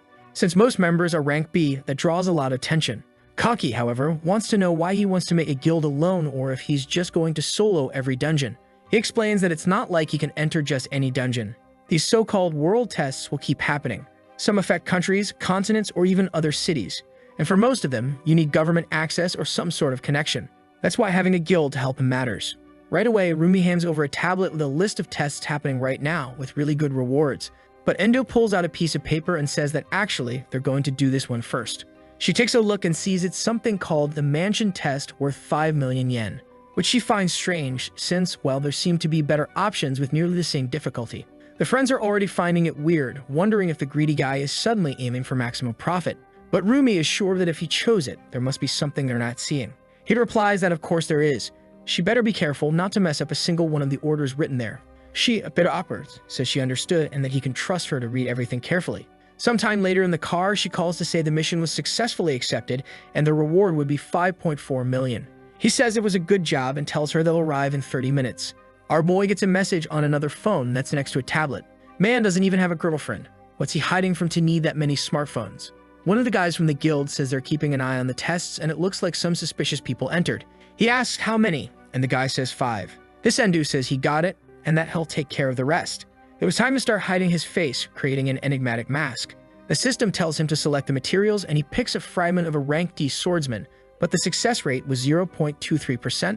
Ah, that was the auto-generate rate, but the guy says he's doing it manually. The system explains that if he fails manually, he'll suffer mental damage. But even so, he accepts. With that, he's transferred to the soul world. He would have to harmonize the souls and the success rate would change depending on how he aligned them. Out of nowhere, the whole thing turns into a puzzle, kind of a labyrinth or something. But off he goes. He has 60 minutes to finish and starts moving pieces around, tossing some here, others there. 11 minutes, 7 minutes, 5 seconds. And when it hits 0, he finishes the cube. With that, the success rate is raised from 0.23% to 100% since he completed it manually. He returns to the material world and the mask is produced. Then he tells AN in the front seat to let him off there. He gets out of the car calmly and puts on the mask, which now gives him the full appearance of a completely different person. Shortly after, he enters the dungeon. There were already some defeated and burned creatures, and clearly, it was all recent. He has no doubt someone had passed through before him. He follows a path and strangely a door opens in the middle of a bookshelf with flying books. And from the looks of it, this opening is kind of hidden, which is a problem, because the other person also seems to know that. These types of tests are categorized and ranked by the risks they bring. There were continental level, country level, and city level. Obviously, the smaller the scale, the easier it was, but the reward also wasn't as good. On the other hand, there was an exception, the secret tests. These were tests generated within low-scale tests. Their difficulty, however, was much higher than a normal test, but obviously the rewards were much better too. Descending the staircase, he says whoever this person is, they must have a lot of intel. Suddenly, he stops for a second when he comes face to face with a group of 5 hooded people. I thought the guys would look like villains, but that white-haired dude looks totally friendly. He asks if the one who arrived isn't from the Gold Formers Guild, saying they were expecting him. Endu finds that strange and asks, what's this Gold Formers Guild talk? The guy gets confused, saying he thought he was part of it. But whatever, he realized just from looking at the kid. Seems like he was about to start some small talk, but Endu cuts him off, saying he's not going to help anyone get through this. The white-haired guy responds that, unfortunately, that won't be necessary, because they already finished this test. And probably if the kid came this far, he must also be after that evolution box. Man, and Endo's already reaching for a sword on his back, asking what they plan to do if he's after it. Out of nowhere, the guy throws the item at him, saying he can have it. It was like a chance to get a little closer. But in return, he wants the kid to do something for them. Endu asks what, and the guy says he wants him to prevent a certain test from being completed. Obviously, they didn't care how he would do it. And since he's someone with a lot of information, he shouldn't have much trouble eliminating the group trying to finish that place. Endu's a bit confused, trying to understand why they'd want to stop someone's test out of nowhere. But then he straight up asks if, by any chance, they're part of the Black Guild. And he says they're probably trying to do the same thing they did in Argentina. Endo explains that 2 weeks ago, one of Argentina's biggest cities, known as Mendoza, failed an extremely easy challenge and was destroyed. Coincidentally, a bunch of people had bets placed on the collapse of that country's companies in the financial market and profited like crazy from it. Out of nowhere, these guys are linking that dungeon to the stock market. And obviously, our boy is thinking that these guys are trying to do the same thing here just to make money. The white-haired guy says he can leave the rest up to imagination, but wants to know if the kid will accept or not. Our boy obviously refuses, says it's a tempting offer, but he'd only take a deal like that if he was the one making all the money. The guy says that's a shame and asks him to return the box. On top of that, from now on, they'd start collecting interest from the kid. Endu is a bit confused, but the guy says he is, and that the interest is his life. After hearing and speaking about the whole plan, he only has two choices. Either he cooperates or he dies. But our boy, man, he already pulls out his blade, asking if they really think they're gonna win. The guy says that under normal circumstances, maybe not. They wouldn't stand a chance. But they just completed this secret test, so now's not the time to underestimate them. He pokes at his own neck and says he's about to show why a player's skill is useless against the Black Guild. And man, it wasn't just him. Everyone in the guild went full psycho, cracked out on some kind of drug.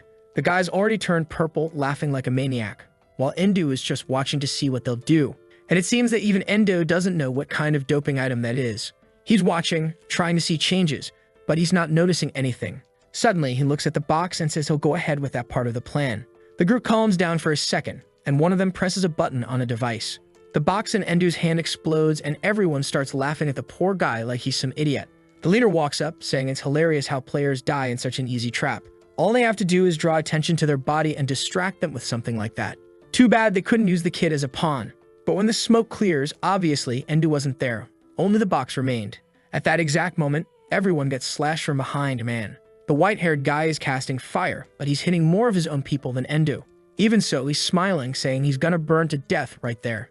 Until the protagonist, man, looked like he was in front of him, but in reality, he was already behind him with a knife at his neck, saying, "You're not bad, but still, you've got no chance."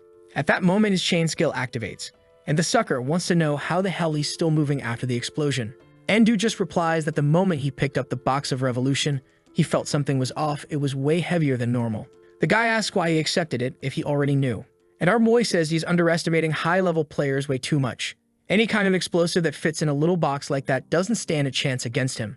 But of course, with the damage they cause, he's gonna have to wipe out everyone's bank accounts. He then calls Rumi, tells her to look at the investment market and find out where there's a bunch of betting going on against Japan's stock. He needs the exact location of the companies in that region because they're going to have to protect it. The guy laughs and asks if he's trying to play a hero. But man, we already know that if there's one thing that Bastard isn't, it's a hero. He says that if people are expecting those stocks to drop, that means the price must be low. In other words, he's gonna buy everything and make a fortune. The white-haired guy, pure capitalist, tells him to wait, saying that's too cruel. He warns that Endu is risking his life seriously by going up against the entire Black Guild. But man, Endu just says that for money, he can make anyone in the world his enemy. But clearly, they would have to cooperate with him. The guys obviously say they're not going to cooperate no matter what. That's when Endu asks Rumi if the re-education course is ready. Imagining a bunch of torture tools, she says yes, but she's not sure if it's ready to use yet. He tells her not to worry about the details, he's got someone eager to take the test. Then our boy opens the evolution box and the Sorcerer Fragment evolves to rank E. Man, it's not super strong for a rank up, but okay, right? We've got to remember, he was the former rank 1, the only person to ever beat the game. Of course he's strong, damn it. Sometime later at an art museum, Endu says that apparently this place is one of the targets. She says yes, he can trust her. The group responded in a very honest way. Obviously, after getting beaten up the entire afternoon, she still thinks it's risky and wants to know if he's really going alone. He says yes, and asks her to focus on something more important than his life, bro. The stock market, where he needs to make a ton of money. Actually, this museum turned into one of the tests, right? Let's start calling these tests dungeons, yeah? Because that's what they are. And right at that moment, there's a guy posting on social media looking for the group. The same fool is in the crowd yelling that the team going to conquer this place is about to move out. This dude is the leader of the group known as Teikiza. Obviously, our boy is already nearby in disguise, impressed that there are more than 100 players. Teikiza thanks everyone for showing up to help protect the country. That's because this is one of those dungeons where if they don't take care of it, the whole place gets destroyed and monsters invade the city out of nowhere.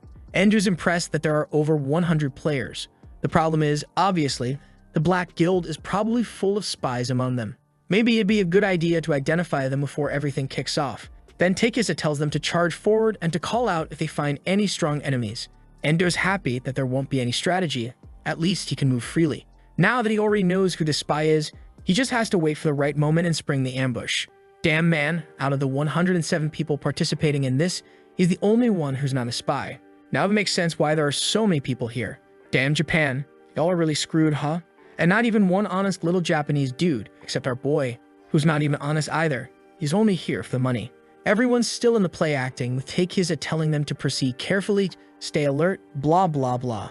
Inside the museum, it's really still a museum, even though it's a dungeon. But from one second to the next, our boy is surrounded by 4 people with spray cans in hand. They shake them up, and what the heck, man? They tried to set him on fire. Obviously, he managed to jump back up and, in a second, started beating up who knows how many of them. He thinks it's funny how fast they went all in like that. Then suddenly, Takeisa comes running, asking what's going on. Endu says someone attacked out of nowhere and he had to defend himself. The leader apologizes and asks if he's really okay. But from the side, he's already going for a stab too. But bro, with just 2 fingers, Endu stops the attack. The leader realizes, yeah, he shouldn't have done that. Now he gets thrown way off, but dang, he actually managed to stay on his feet. The protagonist, though, is pissed. They had the audacity to attack him with a knife that's not even a game item. In other words, something bought at a dollar store. And then he says he's done hiding. He already knows that everyone in this place is a pawn of the Black Guild. Takeisa thanks him, saying they won't need any little tricks then. But some guys behind them ask what's this about the Black Guild. As far as they can heard, the request was to protect this place from some weird environmental organization. That's when the leader realizes his plan is kind of falling apart. So he immediately switches strategies, asking why Endu doesn't join them. Their mission wasn't to kill the boy, it was just to protect this place. If they could avoid the fight, that would be best for both sides. And if the boy wanted, they could even talk to the higher-ups to get him 50 to 100 per day. Not a bad deal at all. The others, however, start complaining, saying their pay is only 30 man. But obviously, Endu just apologizes and says unfortunately, he'll have to refuse. Because he's out here playing with the stock market, which is way more worth it. The leader says that's a shame, because now he'll have to die after all. Then announces, whoever lands the first hit, whoever deals the most damage, and whoever's the best fighter against Endo, all get 100k. Immediately, the whole group charges in, everyone desperate and blinded by the money. But man, they came at him with buckets, and obviously he's just handling them all bare-handed with taps to the back of the head. The leader steps in, but they didn't even bother animating his attack properly, so you already know, right? He just takes a knee to the face and hits the floor. With that, our boy claps his hands, saying it's handled. The rest of the players getting back up are just begging to be spared. Already on the phone, our boy says he's got something good. 100 new people to farm money for him in this world. Rumi instantly gets it and asks if these 100 are going through re-education. He says it's not that serious, just one rebellious leader who'll need that process. But suddenly, a purple sword comes flying and lands in the middle of the hall. Endu dodges it, and while backing away, sees someone on the 2nd floor. He says the little rat finally showed up, took long enough. The guy asks if he already had a clue, and Endu says obviously, those guys were way too weak to be the real threat. Plus, in the middle of the crowd, this guy's aura was way off. The guy replies that now it makes sense why he couldn't find an opening. Then charges in, saying he wants to see how long Endu can hold up.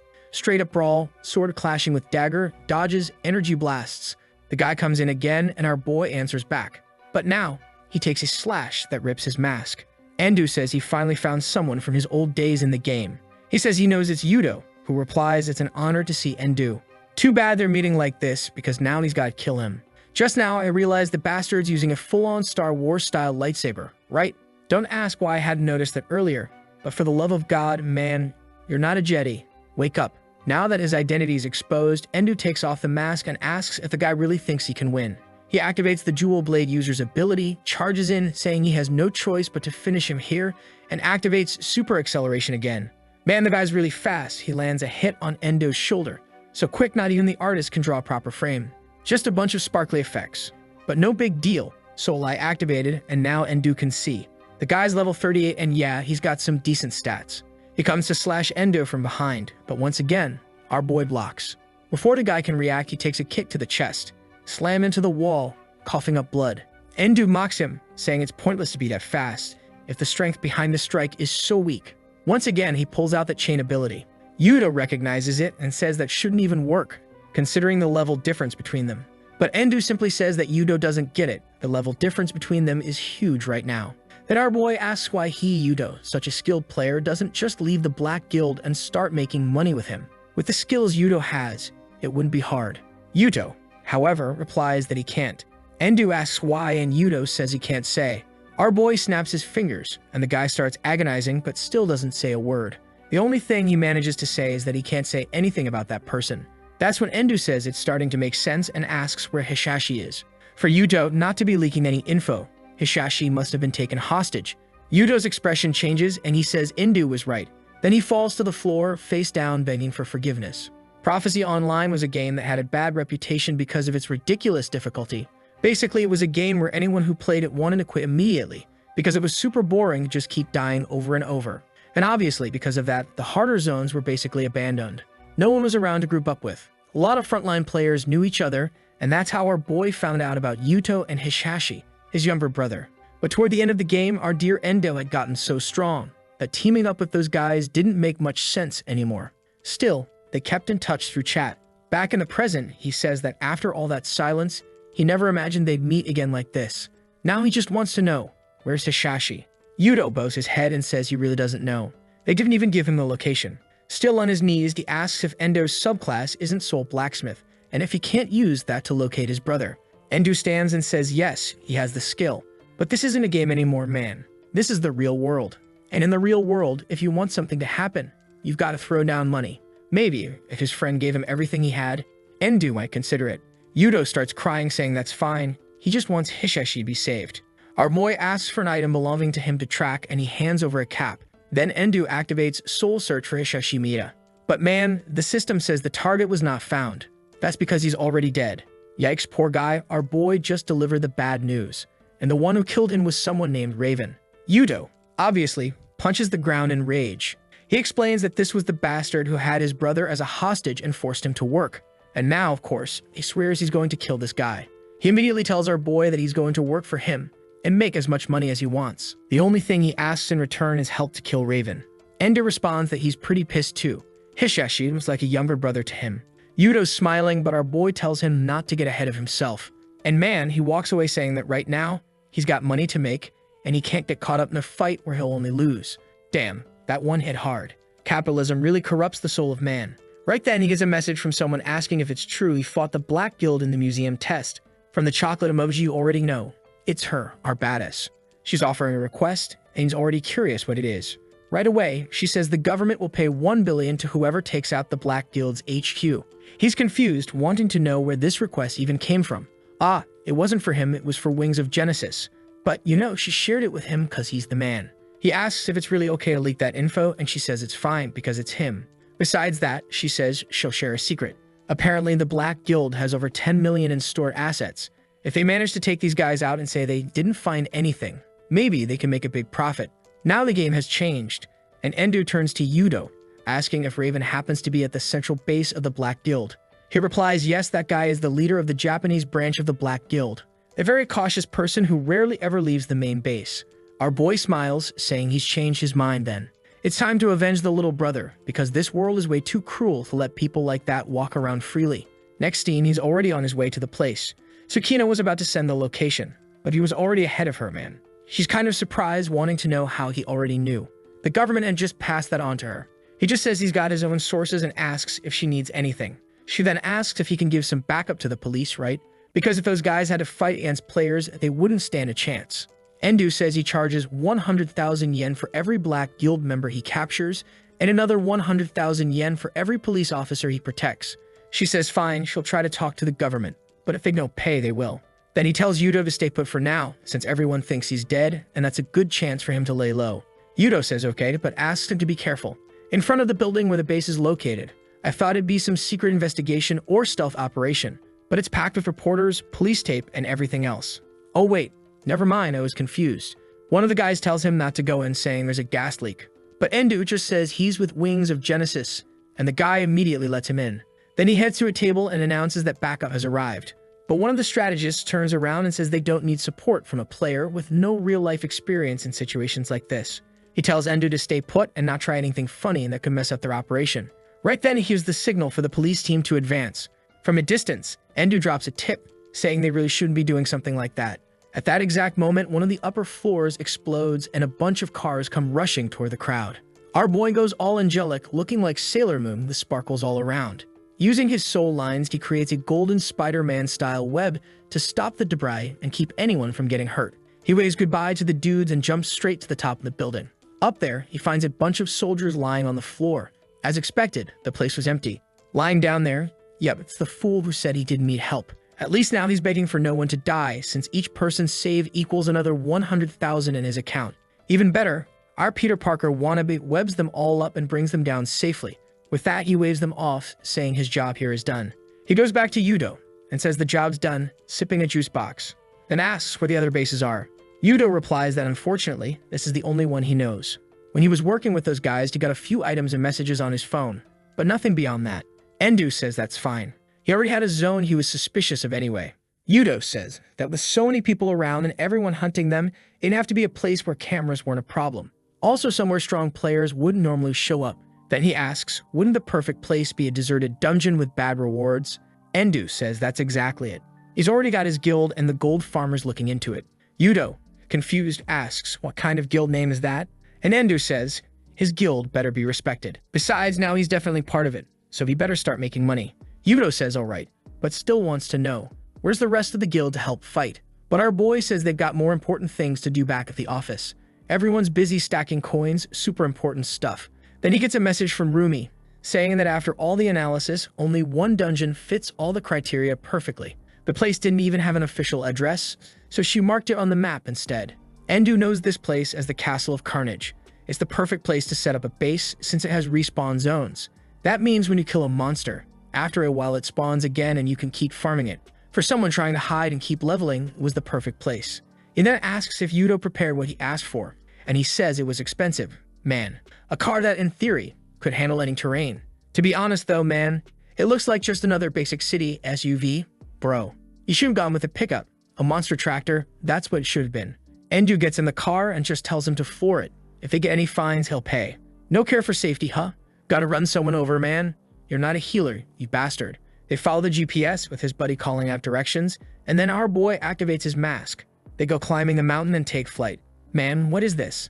Hot Wheels track? Is this a hunter's car? What kind of madness is this? Ah, now it makes sense. That bastard activated an ability that sort of makes it float and reduces impact. Yudo's having fun, and some time later he stops. But Indo's the one who can't take it, man. And there they are, face to face with the Castle of Carnage. Our boy tells them not to forget the bags because they'll have to carry stuff out. Yudo wants to know what's in there and of course, weapons to wipe out a large group like that. In front of the castle, there's a group on guard, and just behind the trees, the two are getting ready. One guy leaning on the gate says, man, it'd be nice if a woman showed up. But the guy in the beanie tells him to stop dreaming. No men show up here, let alone a woman. The friend laughs but says he already knows what he's gonna do when the money comes in. Our boy is eager to jump in and finish this. But Yudo recognizes those guys were from the old base, which means, confirmed, they're part of the Black Guild. Our boy asks how they usually guard the locations, and Yudo says he has no idea. At the last base, they acted like it was just an office, so they didn't literally have guards. On the other hand, at this place, they destroyed the other bridges and are using a barrier around the outer wall. Endu quickly understands. They were concentrating all their firepower at that one entrance to deal with anything, because with only one way in, they didn't have to worry about invasions. Yudo says it won't be easy. At a minimum, there must be about 30 guys, enough to guard the whole region. Endu knows that weaklings don't matter. He wants to know if anyone there can actually fight, and Yudo says he is. This place has at least 3 people as strong or stronger than him. One called Jack, one called Cloaky, and the last one, he already knows, Raven. Endu smiles, saying maybe this really will be fun. Only problem is, he doesn't want anyone escaping during the fight, because each one he captures is worth big money, man. Yudo asks if he's really doing this just for the money, and Endu asks, would there be any other reason? Then he asks if Raven is fast enough to escape mid-battle. Right away, Yudo's expression changes. Considering these guys killed his brother, there's no way he wants to let any of them live. Our boy thanks him, saying not to worry. To make sure no one escapes out the door, he's going to request support from Wings of Genesis. But obviously, they'd have to hold the fort until backup arrives. Yudo wants to know, will they really do that? Or is it just the 2 of them?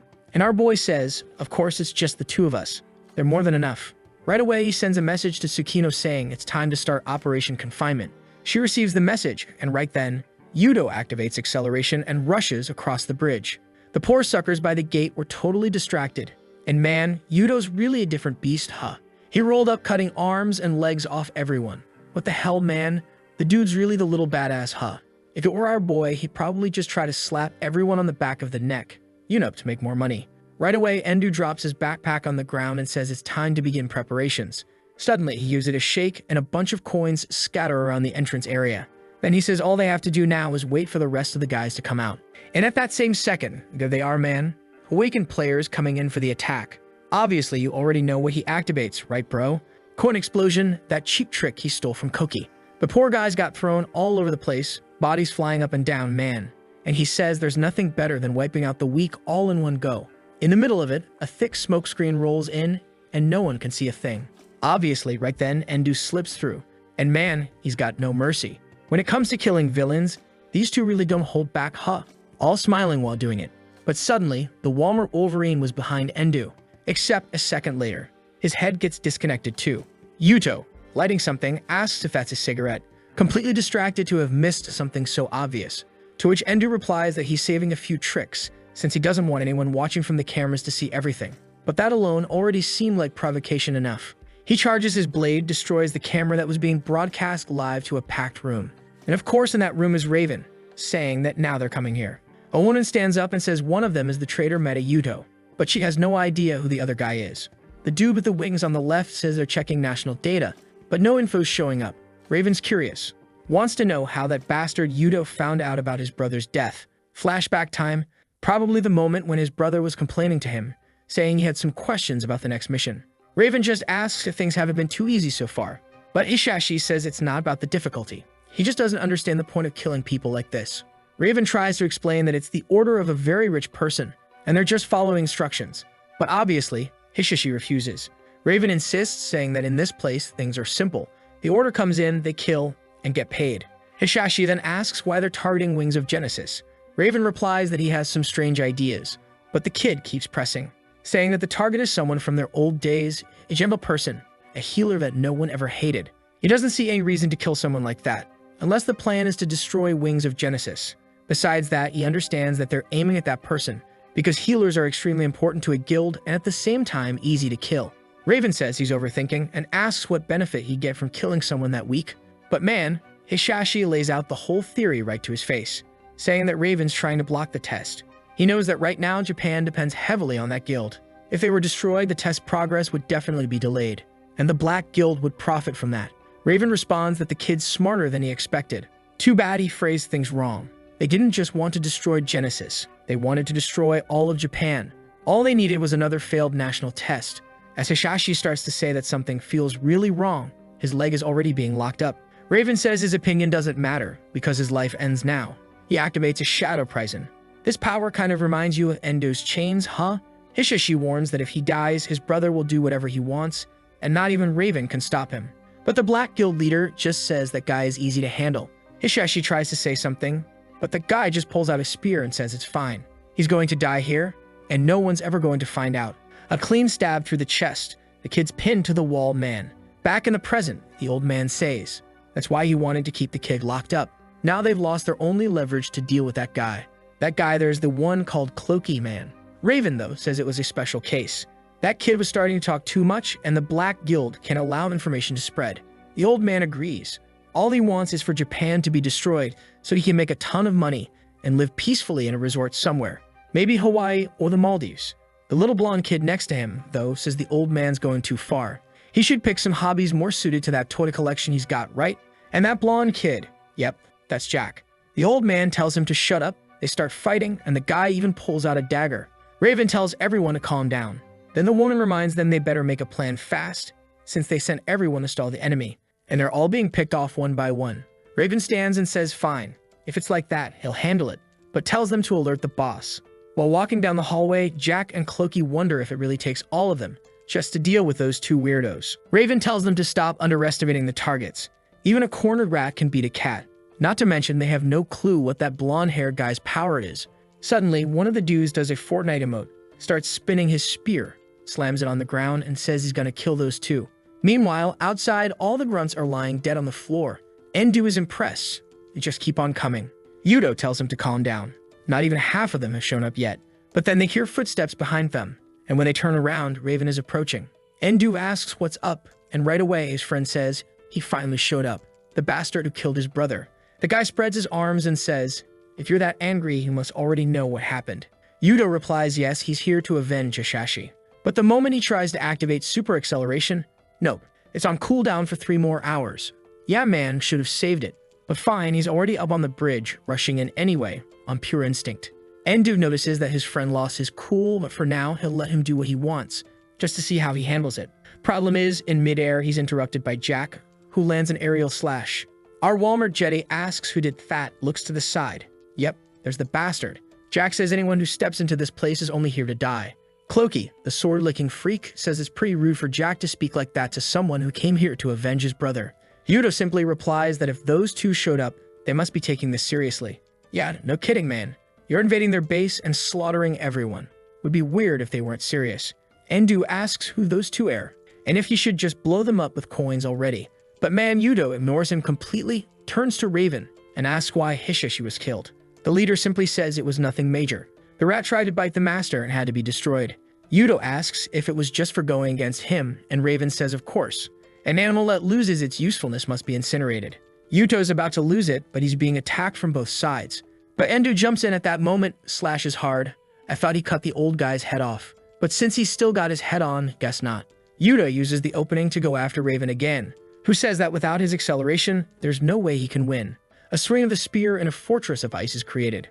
But man, don't underestimate our Jetty, okay? He does the most Jirei-like move possible, merges his two blades for a stronger slash.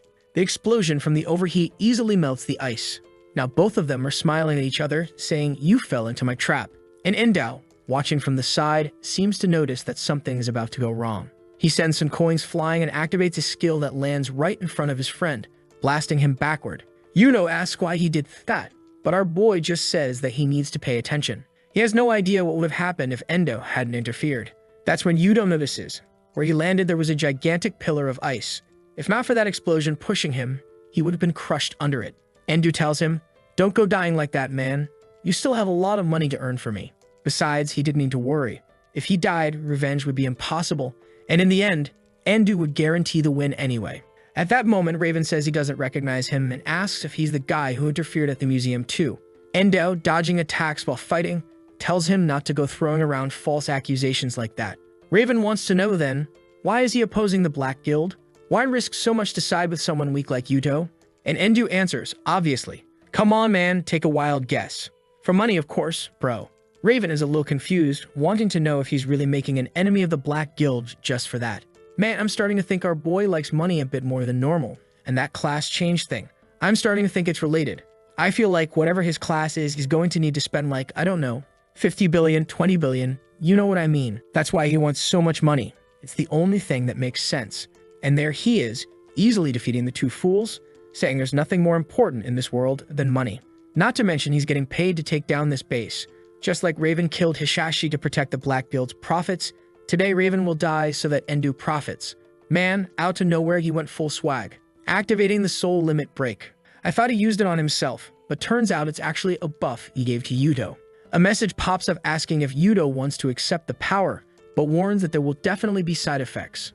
Yudo accepts, and the soul break is activated. With that, all cooldowns on skills are reset, and temporarily he's buffed up, thanks to Endu.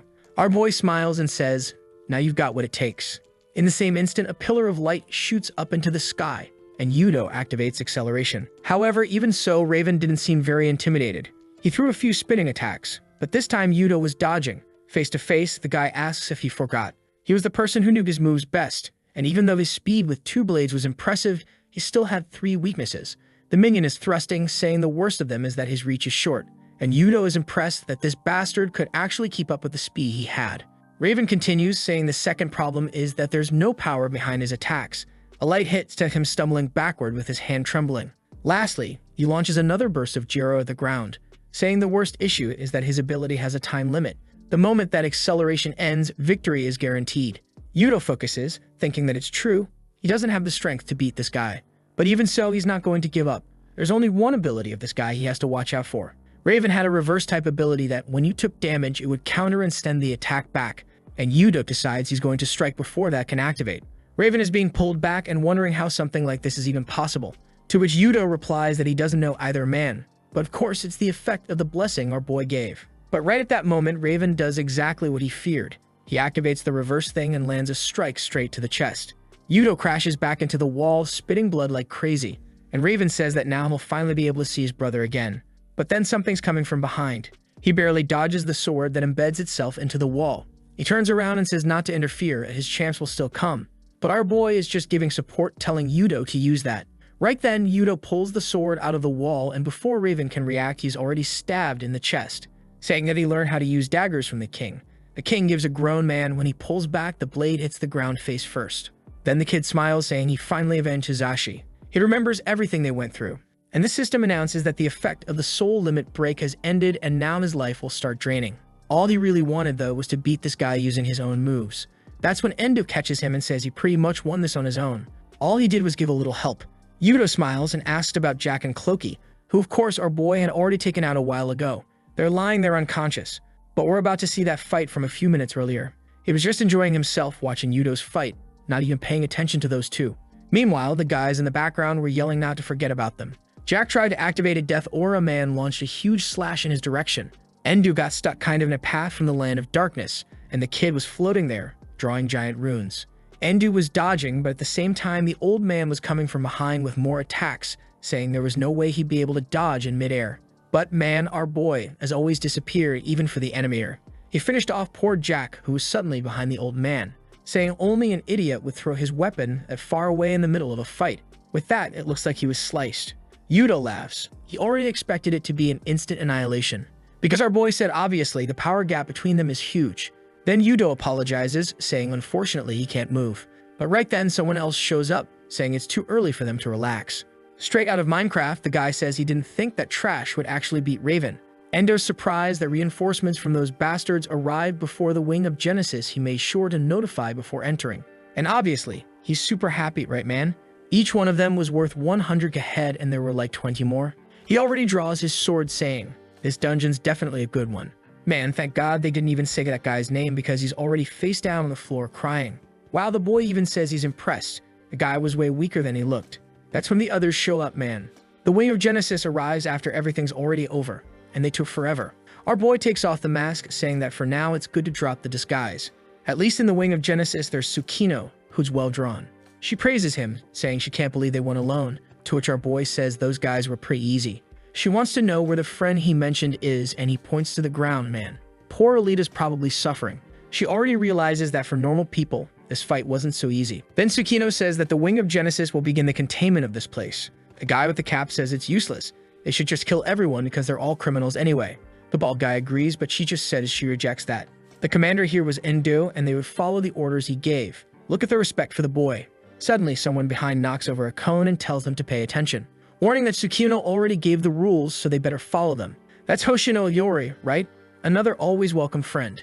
The guy tells her to stop getting involved, and the two start arguing. But then the boys tell everyone to shut up and understand. The strength of these guys was in their numbers. And to prevent some from escaping, they needed to surround the place. Besides that, they would only block exit, not invade. If someone wanted to leave, let them. The guy with the cap and the bald guy keep insisting, saying their plan is better and telling anyone who agrees to raise their hand. But man, no one wants to go against Endo, right? Everyone just stays quiet. The cap guy complains to her, but she just says, "Look, she already gave the rule, damn it, just follow the damn thing." That's when Endo notices something's off and tells Yudo to keep an eye on those two. Night falls, and they really had set up camp outside the base, and little by little, the guy was arrested. They were having a barbecue, man. What the hell? The guys are all inside, locked up, the whole Black Guild squad, and they're outside roasting marshmallows. Our boy is even wearing an apron, saying that the info about him requesting reinforcements got leaked since enemies arrived before they did. Besides that, he says they're hanging out eating, stowling, while the guys inside are starving. Since no dungeon has food, sooner or later they'll come out, and they'll take them to jail. Yuto agrees. That part of the meat plan is perfect, but Endo replies that the barbecue idea was from the Wing of Genesis. The girls are saying this is the perfect way to fight at full performance. You have to be well-fed and rested. In other words, they're like the moms of the guild, taking care of the boys like kids. Suddenly, Tsukino senses something and says two suspicious people were coming their way. Right away, Endo gets up saying he's going to handle it.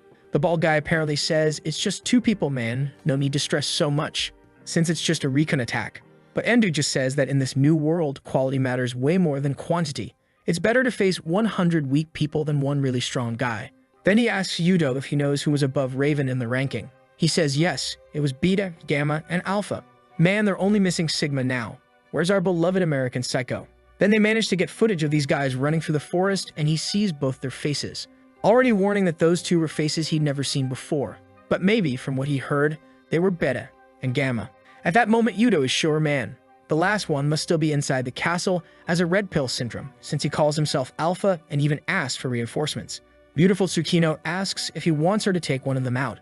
Her plan is she'll fight one, our boy another, and the rest of the team will all go for the last.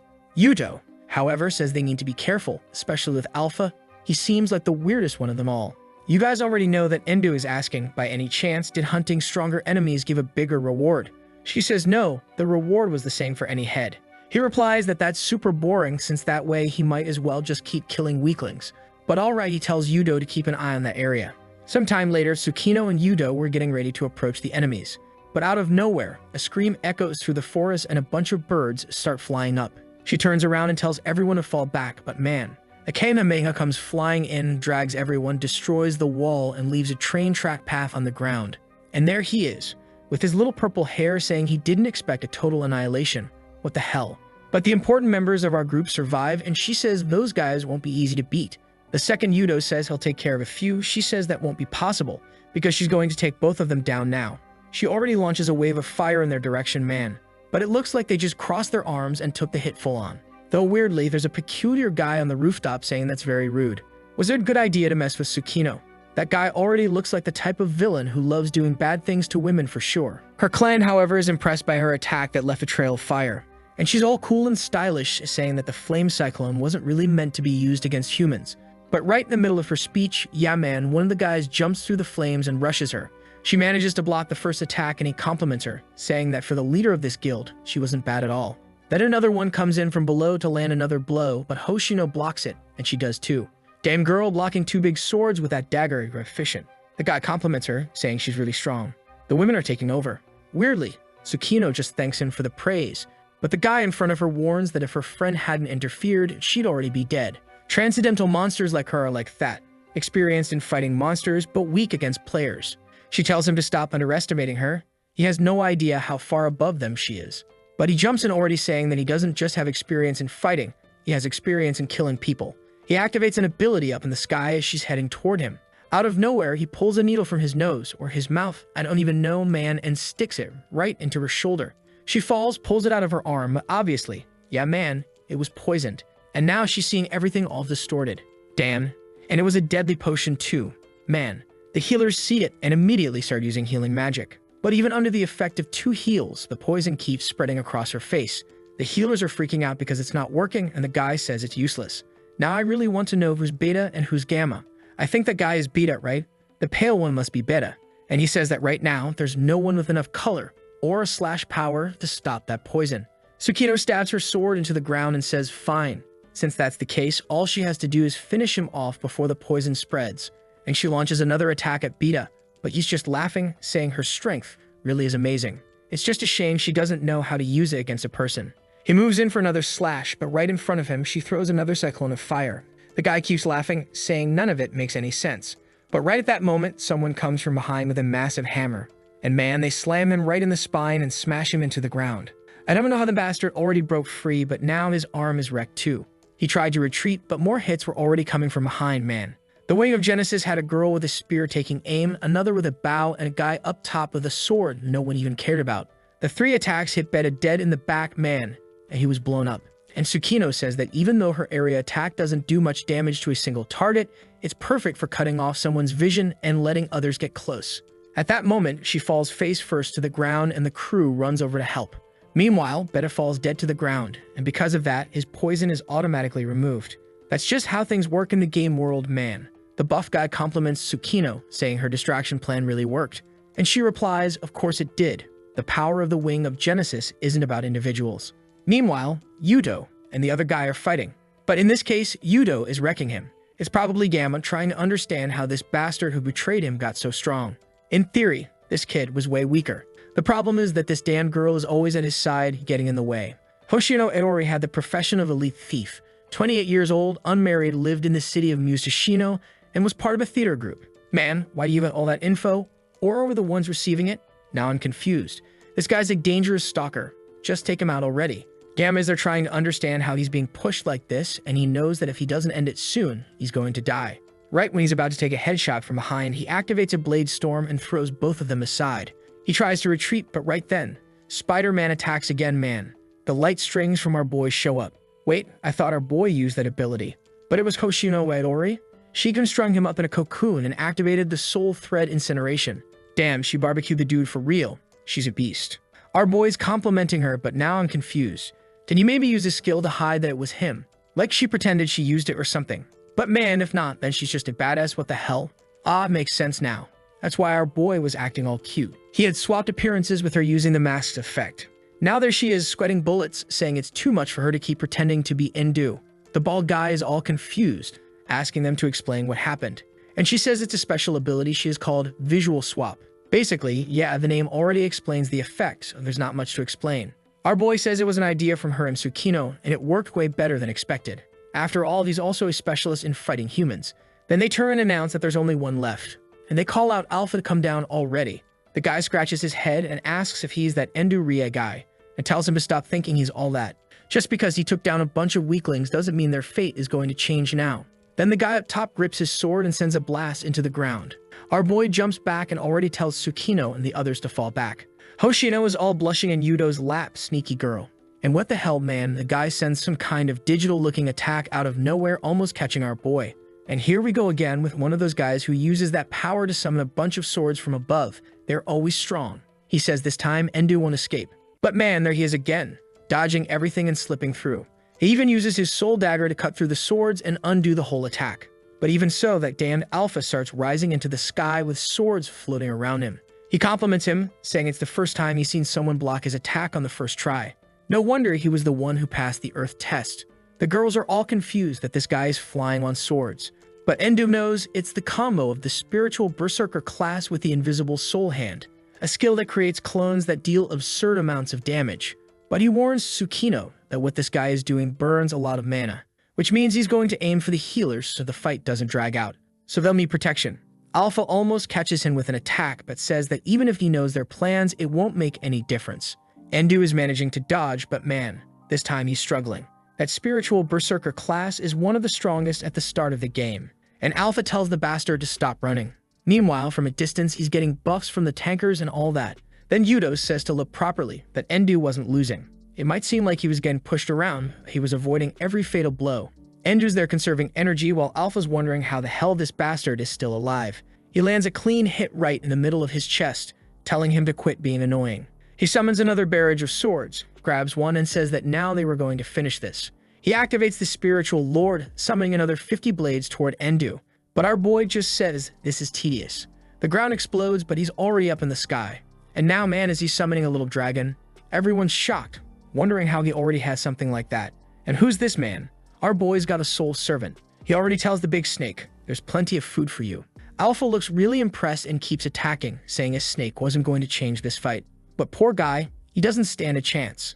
Every time Endu took one damage, the healers healed him instantly, until one of them warns that the damage he's taking is more than they can keep up with. And Alpha laughs, saying he's finally going to understand the power of the spiritual berserker class. There was no way to compete against him with a beginner's main class. Tsukino is there telling the healers to intensify the healing, and then Alpha notices something strange. The snake is twitching, and suddenly, a bunch more of them appear. Endu explains that this is what happens when you feed her that much. In a flurry of attacks, Alpha's swords are shattered. Our boy is praising the little snake's work, while the madman's charging in again.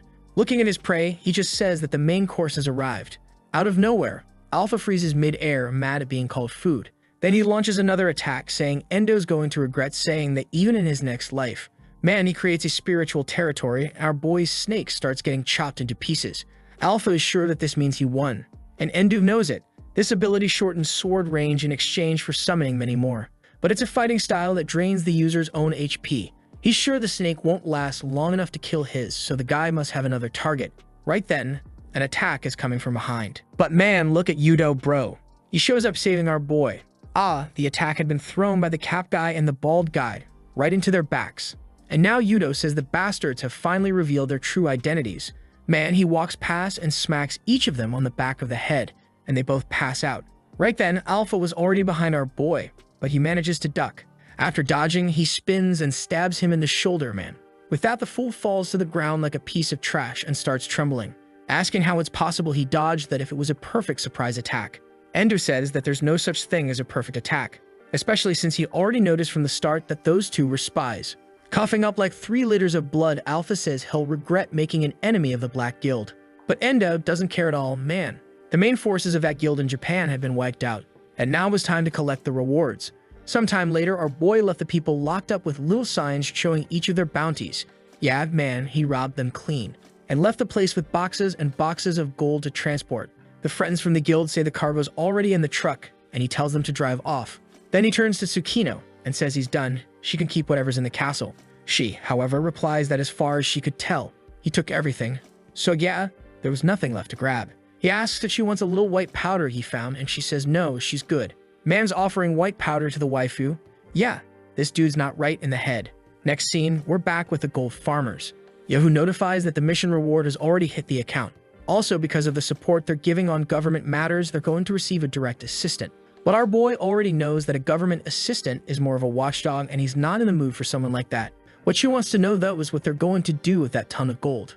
Obviously, they can't say they got it from the castle, or the government will demand it, so they're not quite sure what to do. That's when a tight skirt appears from behind, asking if he's Endu Ri.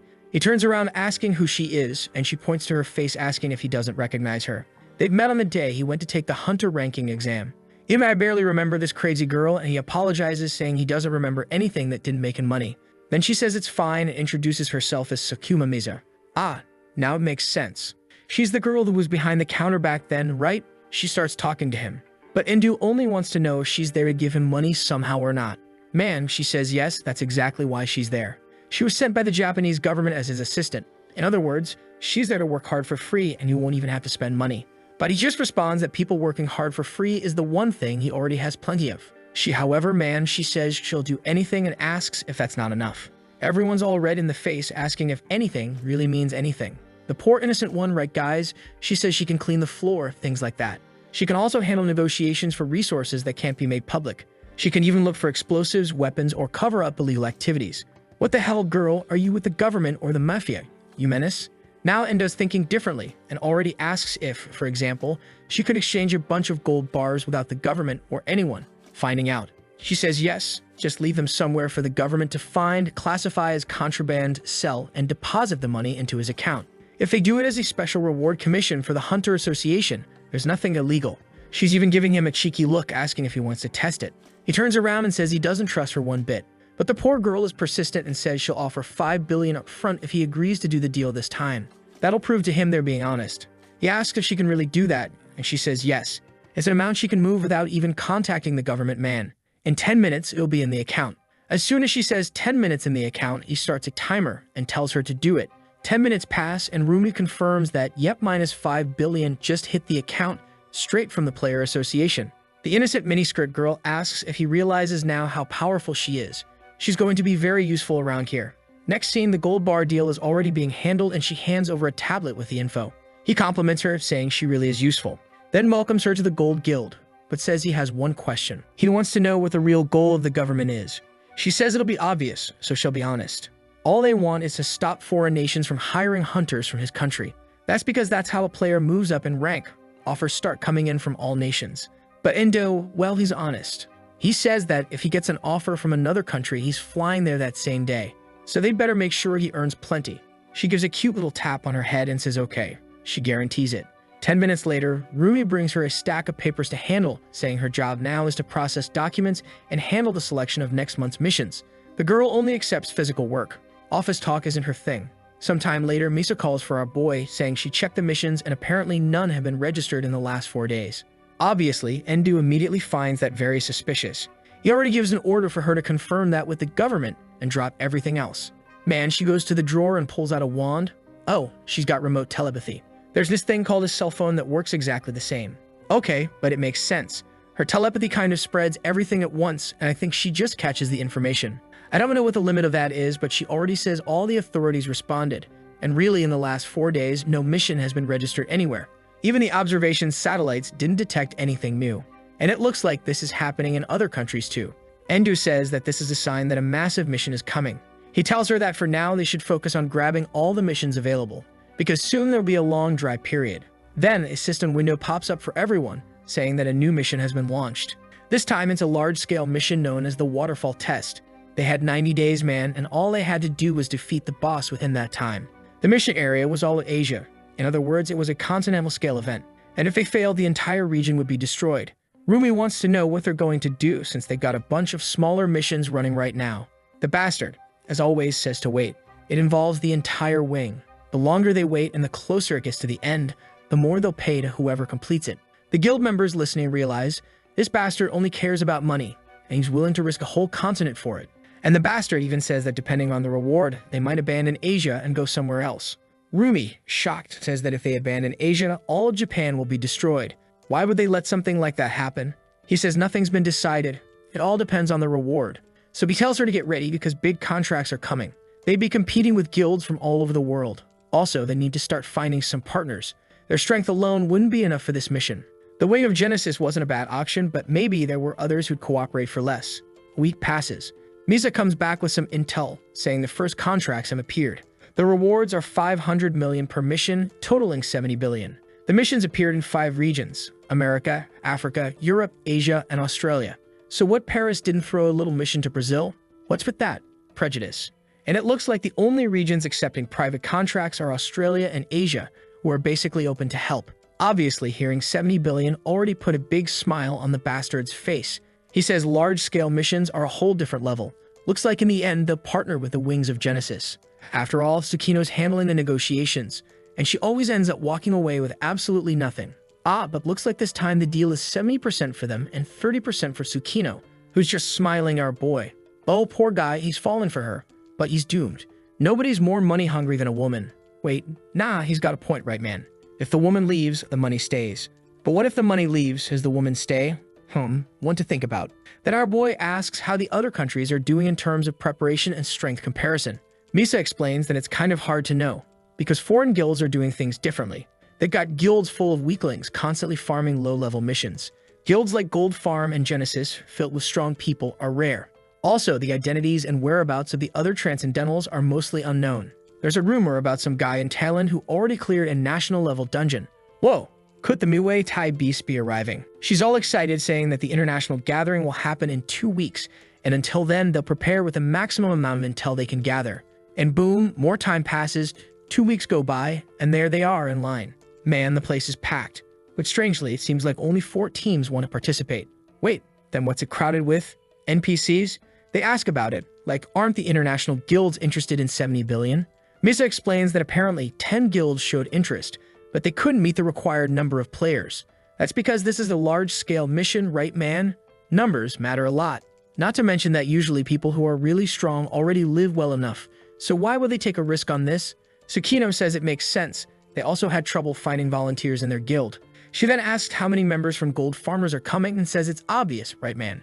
Everyone. In their guild, if there's money involved, everyone's in or they're kicked out.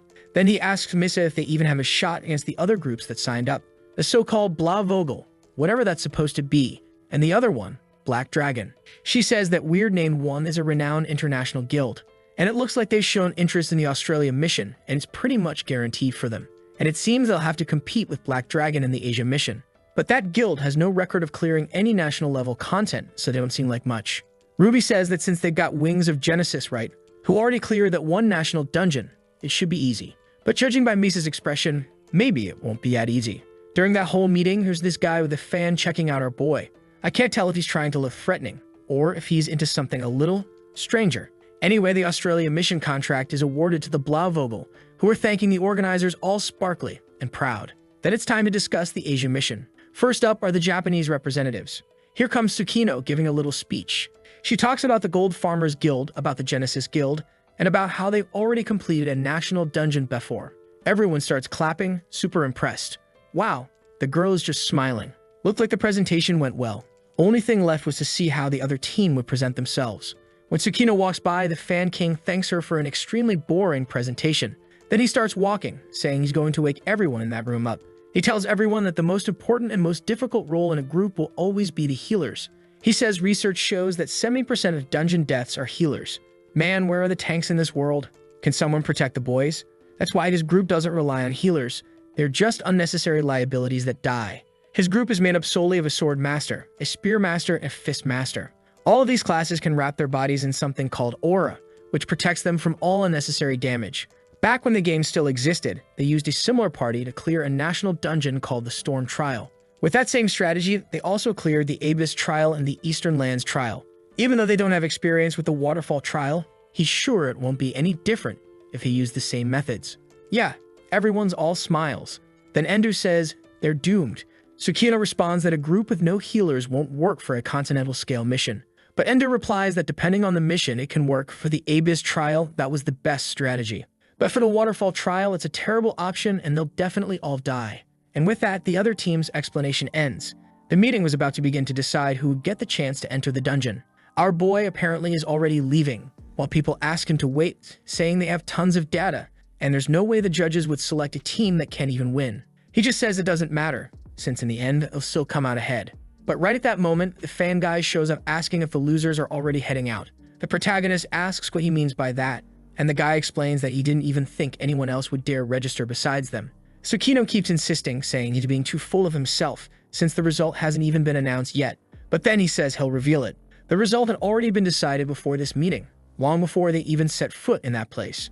Endo asks if he paid someone off or something, and the guy just says, you never know. But they should be thankful. It's ridiculous that they were planning to enter a dungeon like this, bringing a healer, and worse, with a woman as their leader. At least this way, everyone would avoid a stupid death. Man, you don't even know who you're talking to, kid. Later, when you get sliced in half, you're gonna be the one crying. Tsukino calmly says that clearly he's arrogant and not very smart.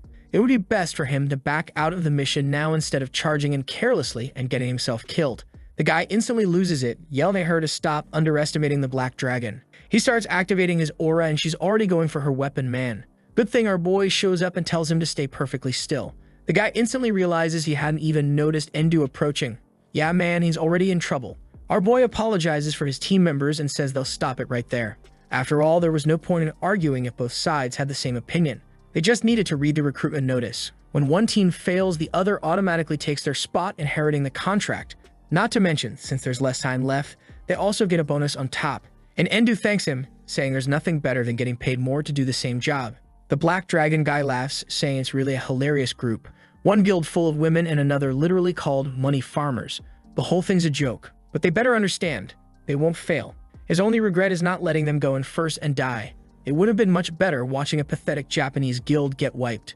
Damn man, you're working real hard to make sure no one feels bad for you when you get sliced in half later. Then the result is announced.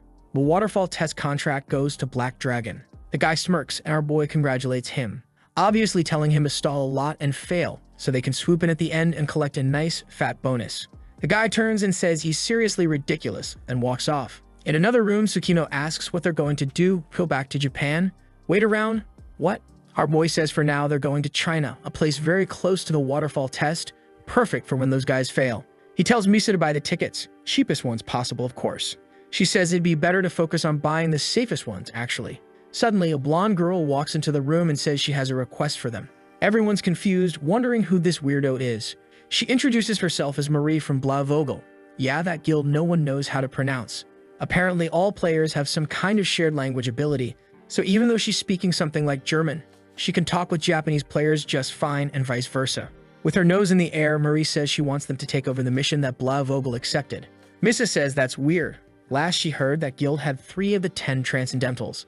With that kind of power, it shouldn't be a problem. Immediately, Endo asks if something happened after they signed the contract. Marie says yes. He then says that if that's the case, she can help, as long as she follows the famous Japanese proverb, man, even hell's judgment depends on money. The crew already knows the poor girl is about to get extorted, but strangely, she looks excited, saying that as long as he gets paid well, he'll do the job. Then great. A bit later, they're led into another room and it's announced that the Japanese team has arrived. The guy in the center introduces himself as Daniel Keller and says it's a pleasure to meet them. He was obviously the leader of Blau Vogle. Tsukino introduces herself and so does our boy. Daniel seems to recognize her name as one of the 10 Transcendentals and says again, it's a pleasure to meet her. My god, what a polite guy, annoyingly polite, shut up already. Then he gets right to the point, talking about the incident that happened with the Australia Continental mission. He says he'll come clean. They're not going to handle the mission anymore, they want their help, and will obviously let everyone know it's them completing it. Endo asks why this mission is suddenly being tossed their way, since they had just received authorization. Daniel says there's no way to hide it, so he'll just be honest. 2 out of their 3 members who are part of the 10 Transcendentals were bought out by the United States man. Everyone already kinda knew the US was keeping an eye on them, he just didn't expect those guys to leave so suddenly like that. Endu asks if he really doesn't believe that 1 Transcendental is enough, and Daniel says definitely not. For a mission like this, at least 2 are required. That's why he's asking for help. Our boy already comments that Daniel seems like a very cautious man, but of course he wouldn't complain as long as he's getting a few billion. He turns to Tsukino and says it seems like something they could do, but it's her call. However, she apologizes and says unfortunately, they won't be participating. The members of the wing of Genesis are terrified of these Continental missions. Just to get them to take part in the Earth trial was already a huge struggle. And now that a bunch of people have died, no one is willing to take the risk. She apologizes again, but no missions outside of Asia will be accepted by her guild. Endu then says that Gold Farmers accepts, but the only problem is that they don't have enough people, especially for something like the Desert Trial where numbers are crucial. They need at least 200 rank B players. Unfortunately, his guild doesn't even have half of that. Obviously though, he knows that Blau Vogle, their guild, is a well-known mercenary group. If they could gather 150 rank B members, he could consider giving them 10% of the reward. Daniel apologizes, but says they can't just lend out players like that. Every time they take part in something, they need to send in their commanders to handle the risks, provide support, and pull people out if things go bad. Our boy just says that it's impossible for him to accept. Then Daniel says that with around 200 million yen, they could make a joint operation happen. And I'm confused. This bastard is asking for help but trying to profit at the same time. The damn capitalist is starting to sound just like our boy, who obviously refuses, saying that's way too expensive. It's practically extortion. The girls already know the poor guy's going to get the short end of the stick here. Daniel insists, saying missions cost money and Endu should know that. But Endu just answers, nope, don't know that. He starts weighing his options and decides that Daniel is already making way too much to be asking for help. That's when Marie tells Daniel that if the team is strong enough, they won't even need that much gear. Even if they only get 20% of the reward, it would still be worth it. Daniel says that might be an option, but he doesn't believe these people are that strong. He trusts Wings of Genesis, but these Gold Farmers, even the name is strange. The guild without a single member of the 10 Transcendentals wouldn't be able to do much. But the blonde girl just smiles and says that she believes they're capable anyway, because the boy standing in front of her seems very strong. She's sure he's at least stronger than her, and he replies, that part's true, at least. Daniel seems offended and asks if Endu knows what kind of player Marie is. Our boy says he knows very well. She's the last remaining member of the 10 Transcendentals in his guild. Mary Keller, ranked number 7 . Out of nowhere, she turns all dark and edgy, starts giggling, and says he's right. Then suddenly, she starts floating and asks if her brother has any idea who he's talking to. She fires an attack at our boy, Vine's shoot toward him, but he grabs one midair and pulls the girl toward him. But obviously, it's all just for show. She is all cute again, saying that clearly someone who can block her attack like that isn't weak. Her brother asks what the hell she was trying to pull with that stunt, and yeah, this girl's not all there, she's glowing in everything. She says she wouldn't be able to hurt him anyway. After all, she knows very well who probably finished off the Red Spider during the Earth trial. Everyone might believe it was the Wings of Genesis that did it, but she's confident in her ability to judge people's strength. And she's sure that Tsukino wouldn't have been able to handle it. The real person who ended that mission could only have been Endu. And if he joined the mission in Australia, they would definitely win. This girl has a sixth sense. She can feel the boy's strength from miles away. The scene jumps fast and boom, we're in the desert, with tanks rolling out and the whole group getting ready. The squad has been assembled, and they're looking more like a military unit than a bunch of hunters. There's some chatter here and there, everyone stalling a bit, but Endu says they've got to get this started now. The group is gathering for briefing and everyone's commenting that the leader this time is a guy from the Gold Farmers Guild. Then Daniel makes the official announcement. This mission would be a joint operation between them and the Gold Farmers. And that's Endao, who would act as the commander this time. Our boy immediately says he's going to make one thing clear. He won't let a single person die in this battle. If anyone is unsure about a decision, they must prioritize saving their own life above all else.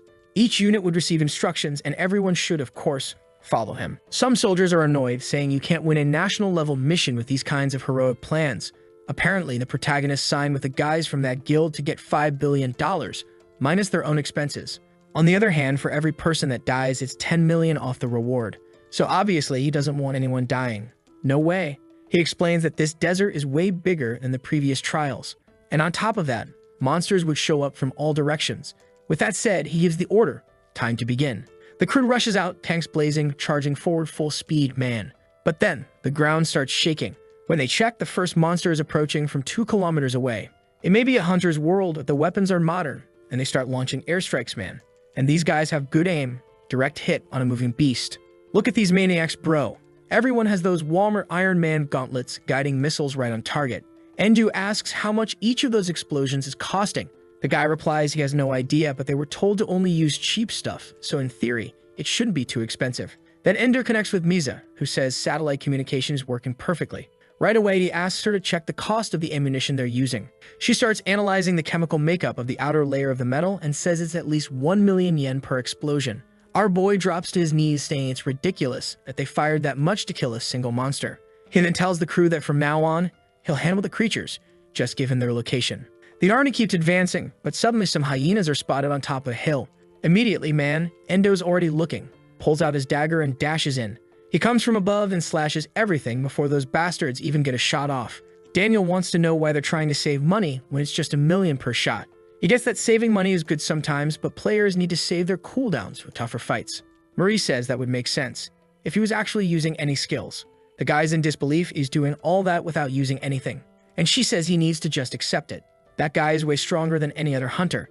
Just then, an alert comes in, more enemies approaching from the right. But now, man, it's Endo's squad rolling out with those guys he beat up way back at the beginning. Who remembers the crew, bro? Adrian, Ayan, and Koki. I even got the names of these 3 legends.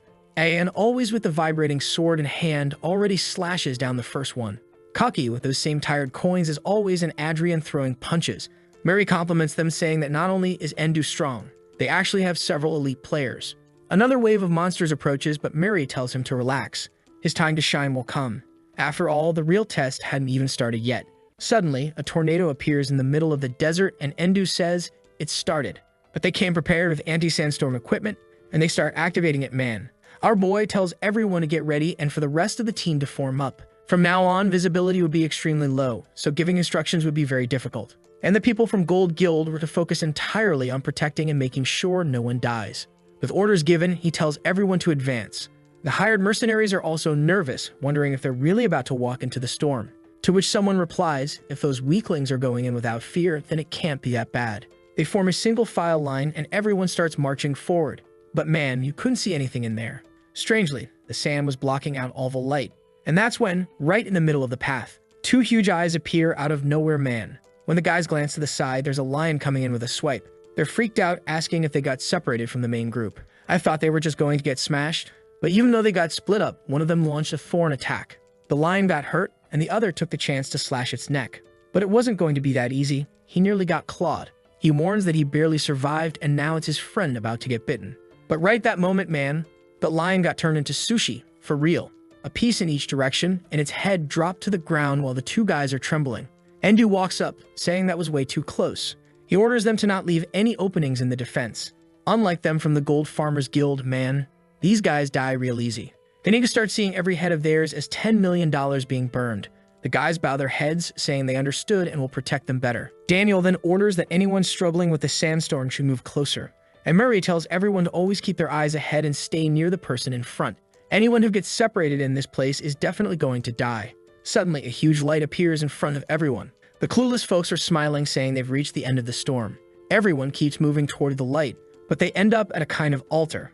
A mana pillar with 100% HP, and a guardian barrier with full 100% defense. That was the test of the indestructible sun.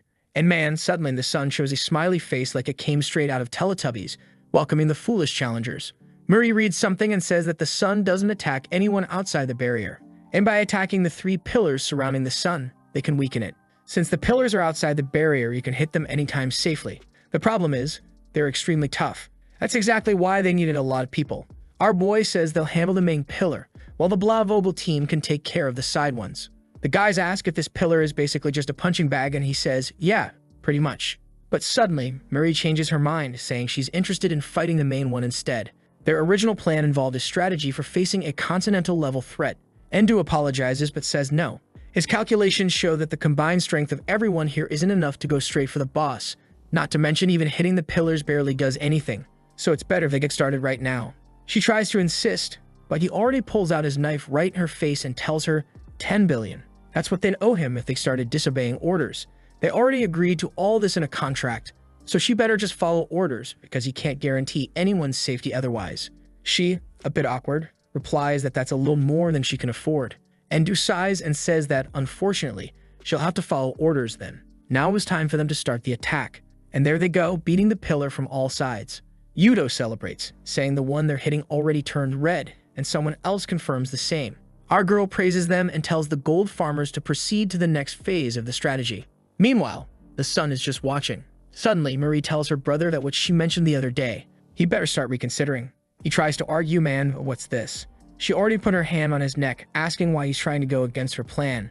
Now he's all twisted up, coming to talk to our boy and asking him for a favor. He points at the sun and explains that he wants his guild to handle that. Confused, Endu asks why. Is it because they think they can handle it, or because they were hired to? Daniel explains that they were contacted because failure wasn't an option.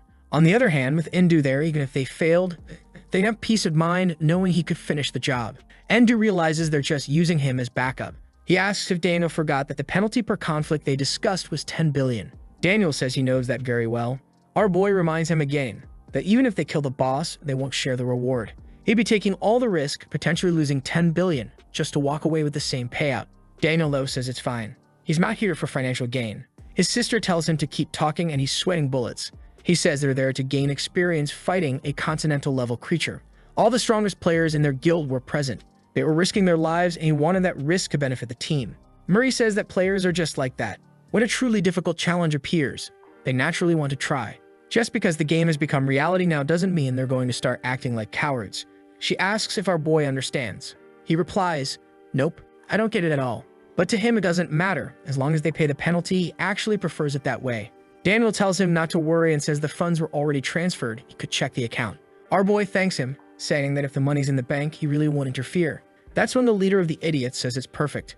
He only asks for our boy to keep attacking the pillars while they fight the boss. Endu says he got it, but at the same time he activates the soul eye. Strangely, he doesn't see any reaction.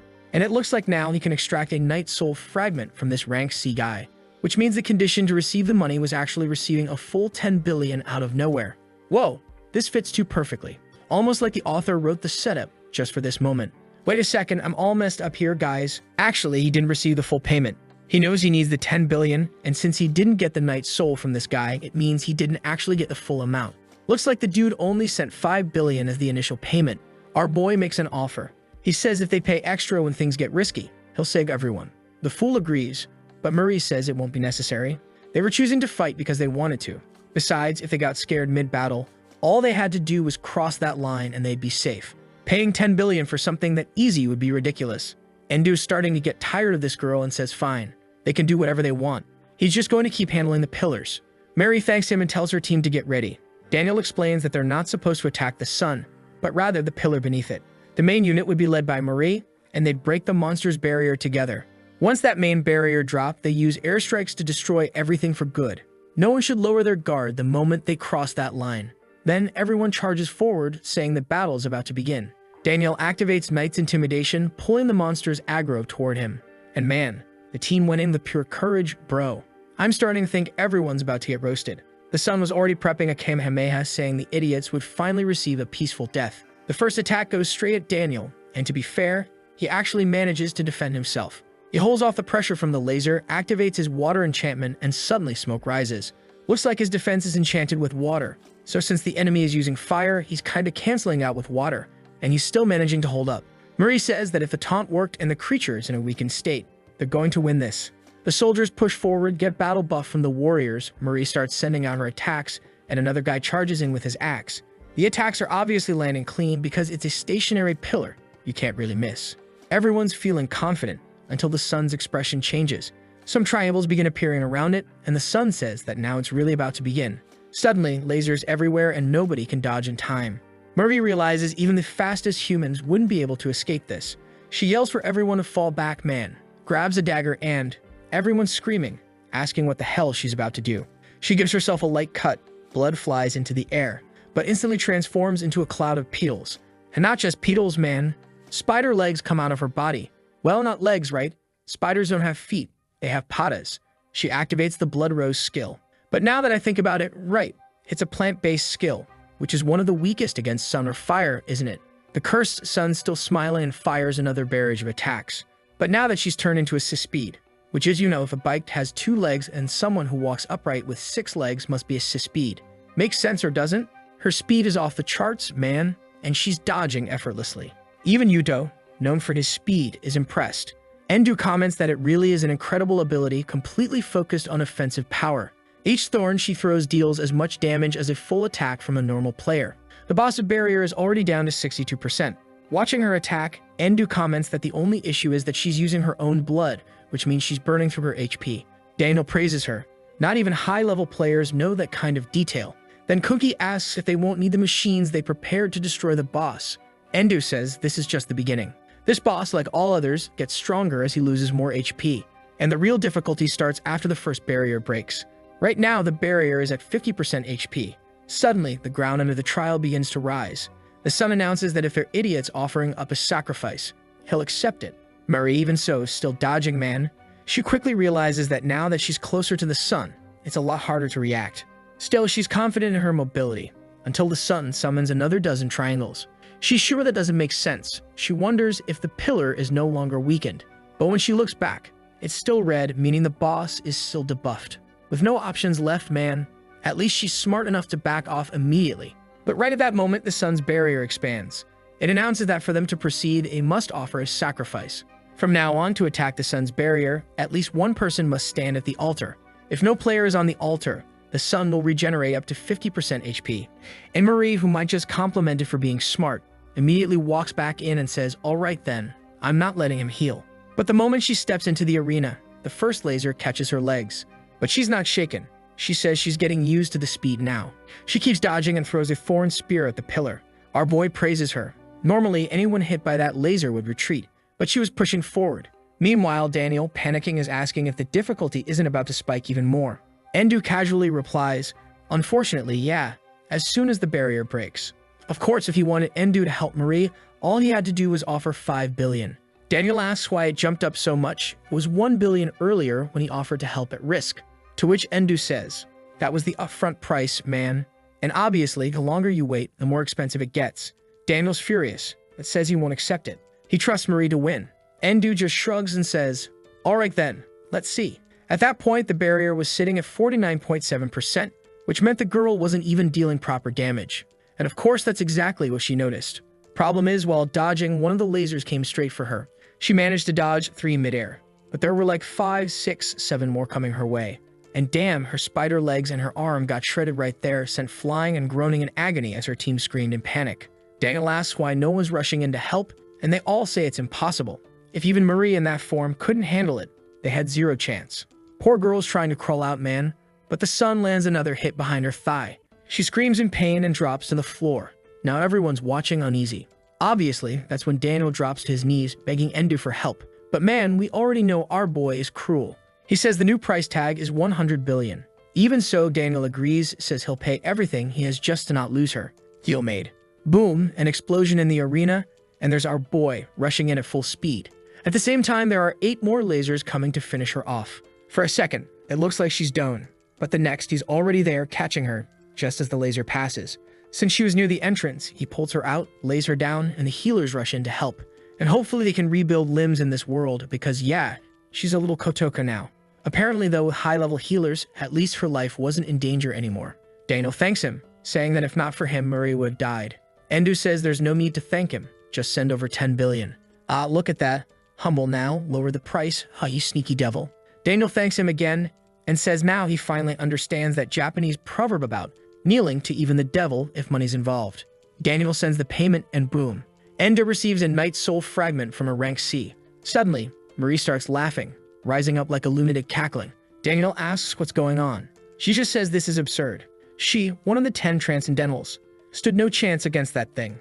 Now she's crying, man, and I actually feel bad for her. She says she's completely insignificant. Poor thing gave it her all, tried honestly, fought hard, but yeah, she didn't stand a chance. Her brother compliments her, says she did great, but she just yells that it's impossible. Even after using Blood Rose, she couldn't even deal 1% damage. She knows she has no chance. She says that monster was created so humans couldn't beat it. But obviously, someone nearby says, that's not true. The trials are meant to be beaten. Otherwise, it wouldn't make sense. Miri wants to know how he has the nerve to say they're going to win this after watching her fight. But our boy just marches forward with the team, saying, That's exactly why we were hired. Fighting's the core business of the money farmers. Liar. He's trying to act all epic, but we know that's straight up cap. The siblings stay silent, just watching to see what this crew's about to pull. Actually, scratch that. Maria asks her brother to carry her to the pillar so she can keep attacking while they fight. The girl is unstoppable, man. She's a beast. As long as she's alive, she can still use abilities even without all 4 limbs. Oh, and apparently limb regeneration is possible. So yeah, it's not the end of the world after all. Out of nowhere, the brother picks her up, saying they need to trust the plan of those guys. Everyone inside the circle is already firing a bunch of attacks at the sun's triangles. Ah man, the strategy wasn't even that complicated. Instead of just sitting there getting zapped by lasers every second, why not destroy the source of the lasers? Sounds like me when I'm playing something and realize the solution to my huge problem was something obvious all along.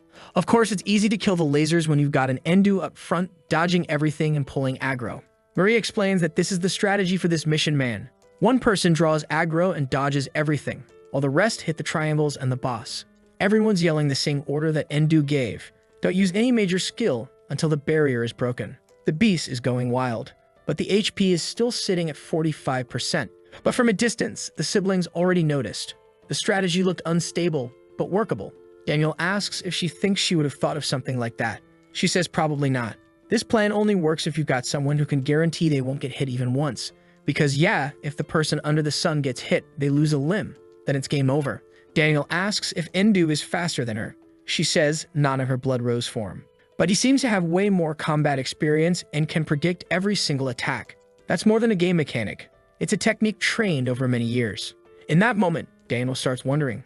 Someone with that much time to train could only be one person. Obviously, the last of the Transcendentals. She says she has no idea, but he's at least a player who could go head-to-head with that person. Just then, our boy lands another hit and the Guardian's barrier hits 0%. Everything shatters and everyone yells to get ready. It was time to unleash all firepower to destroy the pillar for good. All the ultimate abilities no one had used yet. Boom, they're all activated at once. Explosions and mayhem all over the pillar. The siblings wonder if they're really going to pull it off this easily. But now, man, the sun looks terrifying. It says the challengers are brave, and that their reward shall be death. Now, any attack from the sun is instant kill, bro. As soon as the crew hesitates, someone throws a blade charged with aura, first to the side, then up high. There he was, our boy, all transcendental. He gives the sun a death stare, and the sun stares right back. The attacks come flying at him, but Endu just smiles. The attacks seem like they landed full force, and everyone thinks he's dead. But Endu says, attacks that don't hurt the body are perfect for me. He's using the skill Soul Reserve, which delays death for 10 seconds. Immediately, he rushes toward the pillar and starts striking it. 7.32 seconds, he activates Soul Catastrophe. Now he goes full anime mode. Slashes, flashes, X, Z's, turning everything into a Minecraft queue. 3.80 seconds and the sun saying, impossible. Screaming, but more slashes rain down. It's over, bro. He dashes toward the sun and blows it up. It turns into scorched rubble. The main mana pillar is destroyed and the sun trial is complete, man. Everyone's cheering and our boy says, this payout's gonna be sweet. Obviously, he got the last hit reward, and also became the first player in the world to clear a Continental challenge. Since he already had the title for being the first to complete a national challenge, he gets an extra bonus. The 2 titles fuse, and now he deals 100% more damage to both bosses and creatures in large-scale challenges. Endu just smiles, thinking back to the time when he used to play and had none of that and was already broken. Everyone's watching the guy and the system pops up asking to register the name of the one who completed it. And obviously, he puts like this video that helps Mamoru make more juicy content for his viewers. Activate the cheeky little bell, and I'm out.